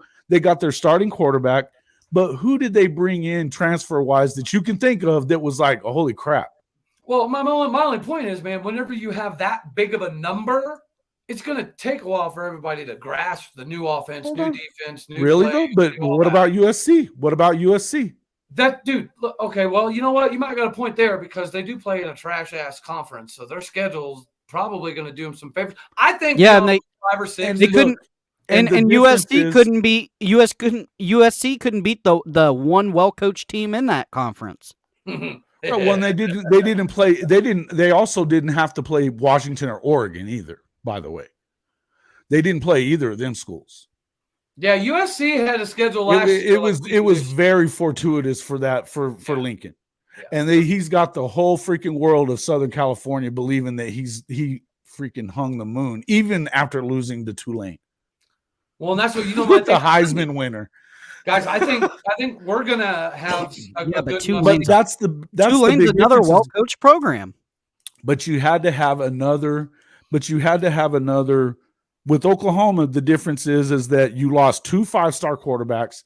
You changed the offense, and even though it looks similar, it's not the same as what Lincoln ran. That's not what Levy runs. It's that defense that killed you. Your defense. The defense was number 124 out of 131 in total defense. Yes, that's exactly what it was. And they still, like I said, there's 4 games they lose by 3 points. Yeah, but obviously we saw in the spring game that's not going to be an issue. Of course, but what I'm getting at is that there was and also, and Cody will back me. The one thing I'll say about you guys' little argument and stuff from the other day was that what didn't get out there enough was that the Big 12 was the deepest league in America as far as a lot of parity. There's a lot of teams that there wasn't really a bad team in there. Right. Even Iowa State had a top 10 defense in the country, so they were in almost every game. And they were the worst team in the conference. And they were the worst team, right? Texas Tech recruits top 25. I've never seen that before. Right. And Joe McGuire is obviously a real deal coach. They beat Texas and OU. What? That never happens, by the way. That never happens. That probably hasn't happened since what was the one year that they were? Leach didn't do it. Leach never did it. When he beat Texas that year with Michael Crabtree, the reason they didn't make the playoff is because OU kicked the crap out of them. Oh, yeah. Yeah. It's just what it is, But that's the whole deal is that when you look at top, and even Kansas, who's been, they won 2 games the year before that. They go 6-0 until Jalen Daniels gets hurt. And then they lose a bunch of games, but then they come back and they beat Oklahoma State. They almost beat Kansas State. They were right there with Kansas State. They didn't beat us. They beat the tar out of us. I do have a question for both you guys. Cody, you made a point earlier that a lot of teams with the transfer portal and NIL, they're kind of getting some better talent. Mm-hmm. And usually when we get the top 10 or top 15, the rundown is pretty much the same every year. Let's be 100% honest. Correct. Yes. And then you'll throw a Cincinnati or a Tulane or, whoever. You get that one team that has a stellar year, TCU, everything lines up, Tennessee. Bro, Tennessee. But how many? You better ease up on hold that on. bro. But Heupel got worse every single year at his last stop. UCF? Yeah, that's the same at UCF, right? They got better. They got better from year 1 to year 2 at Tennessee. We'll see. Yeah, he also I agree, dude. I'm not super haters, but I'm not a hater. Tennessee. I'm just messing with you, bro. You know what? You're supposed to hate Tennessee, bro. Come on. No, I don't have to. You know why? Because they never beat you. Yeah, I don't. What hate is there? When you get to pull thing High Top said to me about when you freaking Kentucky. I don't ever think about Kentucky. I don't think about Tennessee. You know what I do? I just can't wait every year for the Tennessee game. You can just fast forward it all the way to like 60 seconds left, and Tennessee thinking they're going to win, missing the field goal. Yeah, and then Florida goes down and just rips their heart out while it's still pumping. That's funny. They have some severe emotional damage. Let me tell you. Oh, bro, the Peyton Manning years killed Tennessee fans something fierce, bro. Tennessee clamors when Florida comes to town, okay? Because we've beat them so many times with you one can play. Thank Coach Spurrier. He's still around. He's still around there, bro. Ball coach. The heave to Cleveland. There's just a bunch of them, and Tennessee can never really get it all together. But I do ask you this. Are we going to start seeing a different rotation of those top 10, top 25 teams now that with the transfer portal? Or do you think it's going to be still the 1 year deal where one team pops up like a Cincinnati? I think it'll be that. And I think your run-of-the-mill teams will always continue to be there for the most part, right? But, yeah, I think there's enough parity to make somebody good each year, but too much parity for everybody to be good, if that makes sense. I think that the Big 12 is going to benefit as far as like you're going to have some different teams win it now that OU and Texas aren't there, right? I think that, and there's some teams, obviously UCF recruiting where they do. They're going to make noise there. I think that Houston, if they get rid of Dana Holgerson, is going to be fine. And I'm just telling you, I just don't think that Dana has it together. He just doesn't. But the recruiting grounds are fertile there, right? Yeah. So we're not necessarily saying that we're getting a whole shift of top 25 teams. What'd you say, right? Oh, no. I said we're not saying we're getting a whole shift of new top 25 teams. Here's the thing. Think about this. Next year, the difference in money gets huge between the Big Ten and the rest, and the SEC and everybody else, right? So depending on what happens with this whole Pac-12 deal, with their linear contract that they're apparently close to having, I don't care how long that goes. I'm going to tell you that as soon as the Big Ten decides that they want Oregon and Washington, that shit's over too. But what I'll tell you is that with this, when the money starts being different, you're in trouble. And so it's going to be one of those deals where with the Big 12, at least they're smart enough that they know that they can make some money some other places. Why do you think they're doing the whole Mexico thing? Why are they doing, with the basketball, They're going to start doing some Rucker Park and things like that. They're going to start doing some things that are going to bring in a couple basketball only schools like Gonzaga. I could see them cutting some kind of a streaming deal for something before this contract's up, right? Right. Yeah. No, I agree. Seeing some certain things that's going to help them remain at least closely competitive money-wise so that they don't get run completely off of the map, right? I think that's very accurate. Yeah. And you have some rich schools when you start to think about it because BYU has got a lot of money, right? Well, bro, did you see that thing that was? Yeah, what is that? Where are they getting all the money? BYU, bro. That's the only Mormon school in the country, or the biggest one that you know of. Biggest for sure, yeah. Their donor base. Their donor base has deep pockets. They have big hats. Is it tithe for 10 to the church and 20 for the school? I mean, is that what they're teaching? The school is the church. You know what I mean? The school is the church. That's the whole thing. And I know you were joking, but you're probably not too far off there, man. And the deal is that because the school is the church, bro. Yeah. It's all Brigham Young. You know what I mean? Like, and man, sometimes you can get pushed into tithing even more. Like you give a 10 and then you hear the preacher talking about how it's not enough. And you're like, dang it, do I have another dollar or two? Yeah, there are folks at a lot of churches. It depends on and these different Baptists will do it to you.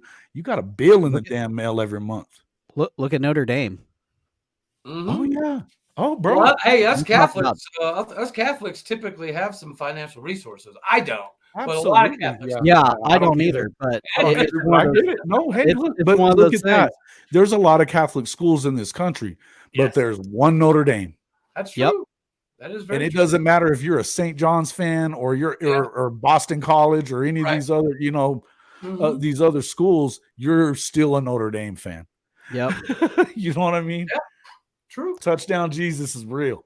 Yeah. And that's the whole deal. Look at Coach. He's a freaking Notre Dame fan. He loves it. You know what I mean? And he's isn't that funny how Texas, man, and he loves them. How that the Notre Dame had Brian Kelly for all those years, the grimiest, greasiest guy out there. And he's won more games than any coach in Isn't Notre that Dame funny? history. Isn't it wild? Yeah. So do you think where is Notre Dame gonna go? I think you talk about when this whole thing kind of shits the bed and we end up with 3 mega conferences. It kind of depends on what happens with Stanford. If they get Stanford and they do the right things, I think Big Ten? The Big Ten's going to try to force them into it. I'm going to tell you, I think that Notre Dame goes to the SEC. It'll be one of the two. Or the Big 12. I think they want nothing to do with the Big 10. So do you guys recall a few months ago? They hate the Big 10, bro. They hate the Big 10. Are they in a conference for something? Yeah, yes, the ACC in basketball, ACC. Okay, basketball, ACC. So wouldn't that just be the natural move for football?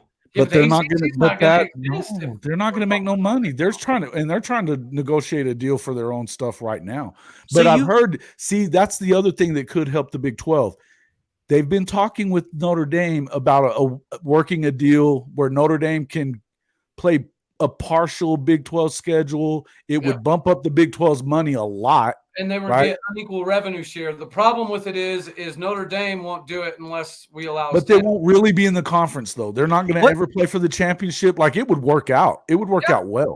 But they want Stanford to go. What TV broadcast are they locked in with? Right now, NBC, but it's almost up. Yeah. Because with that, the way I guess I understood it, like if you're Florida or somebody and you go play them and you don't have an NBC contract deal, you lose all that money. It goes straight to Notre Dame. Yeah. So that's why they've done it like that all these years, because they're double dipping. That's every school though, because they'll do a home and home with a lot of these other squads, right? Yeah. But dude, haven't they already come to terms of agreement with Notre Dame to whenever they get their new TV deal that they're going to be getting there's something that they're tied to the ACC somehow, that they are tied to them for a while. So you can't. Okay, but you can't be can they be a different conference in football than they are basketball? I don't think so. I think there's something in the language. There's something in the language that they're going to have to cough up some cash, but it sounds to me like they think they're going to be able it's not like heaven forbid. It's not like they don't have it. Oh no, they have a $20 billion endowment. Yeah. So my question, so you can't do that. So they're either locked in with the ACC or they have to Not that buy that out. money is intended for them to pay off a freaking conference either, though. I mean, let's not get all that crazy, but it's not like they can't afford whatever it is. Yeah. And they are demanding $75 million for their next TV deal. They're demanding it. Yeah, okay. You think they get it? Yeah, yes. Yeah, I thought I saw. And even though it's just for home games, I mean, it may be a little high just for home games. I think they get it. I got to tell you, I think they get it. Go ahead, Cody.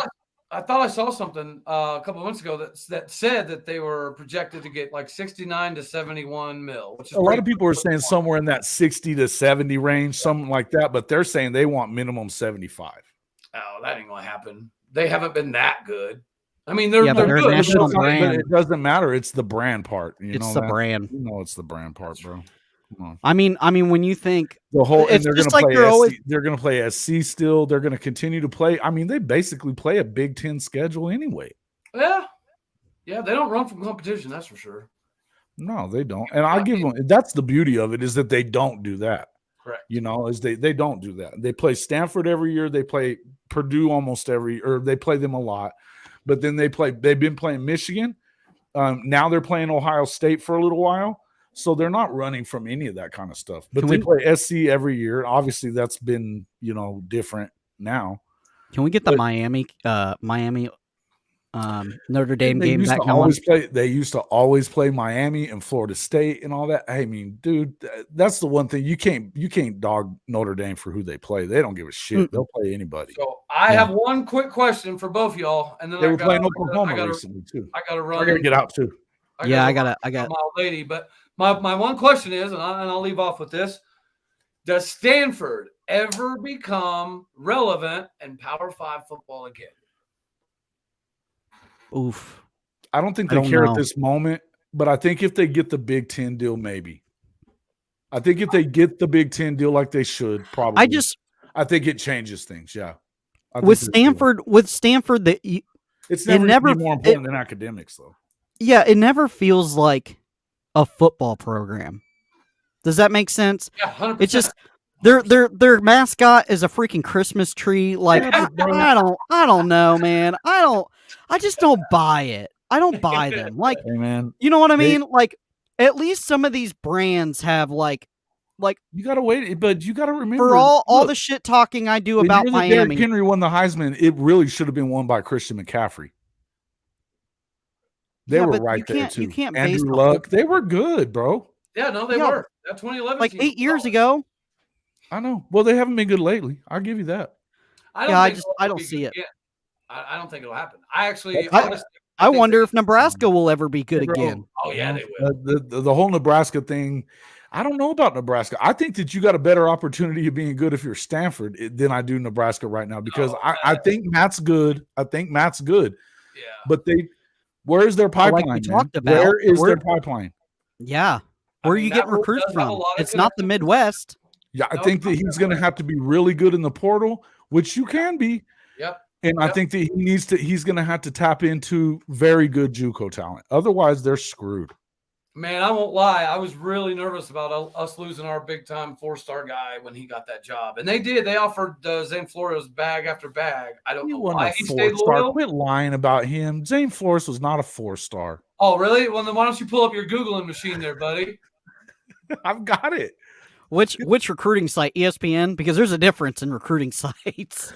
No, I don't. You know what though? I don't take much stock into that. You know what really pissed me off? The last I saw, he was still a 3, but I don't care. Real fast. Let's finish with this.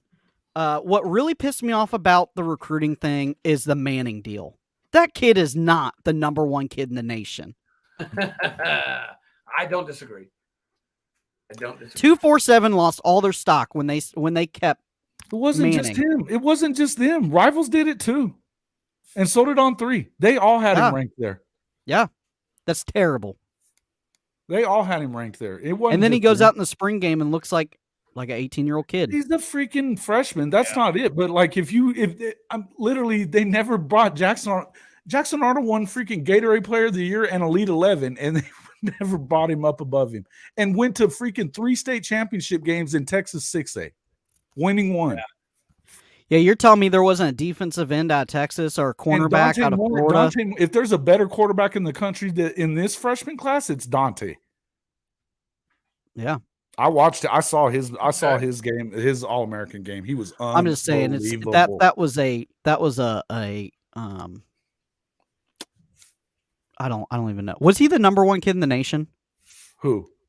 Yes. Manning. Eli or Arch. Okay, so you're telling me out of that class with the likes of Kelby Collins and all of those studs, PJ out of Bawari, and out of Texas and Makari McLean that's at Colorado now. Yeah, you're telling me that those kids aren't better than Manning?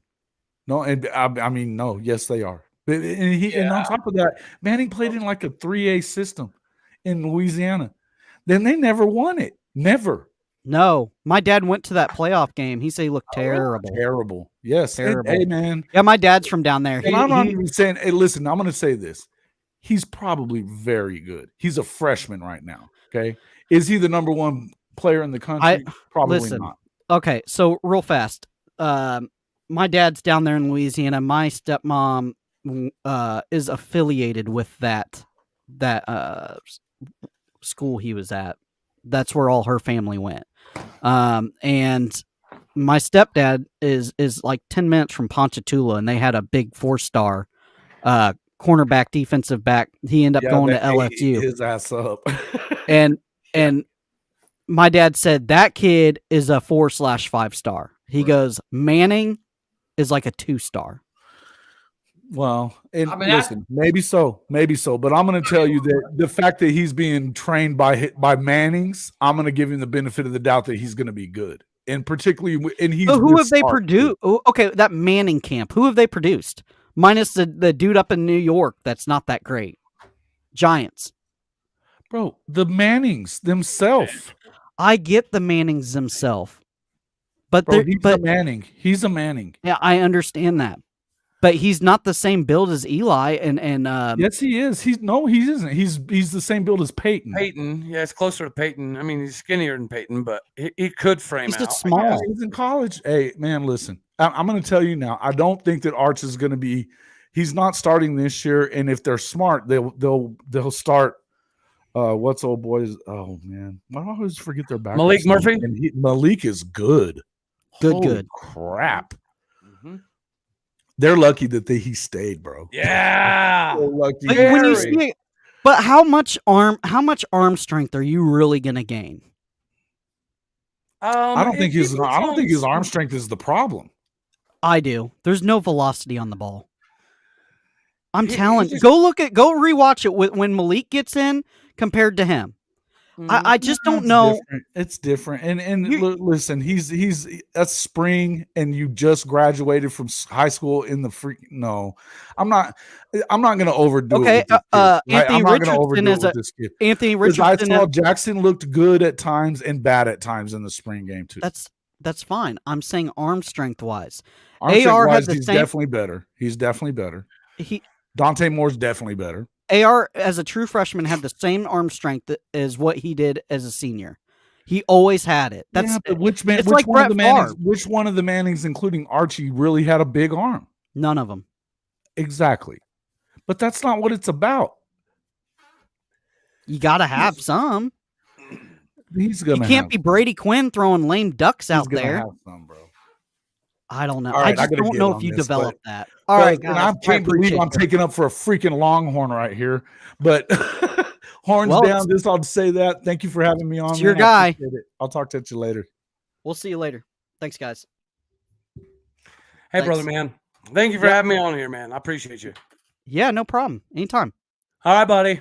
Take it easy. We'll see ya. Later. Later.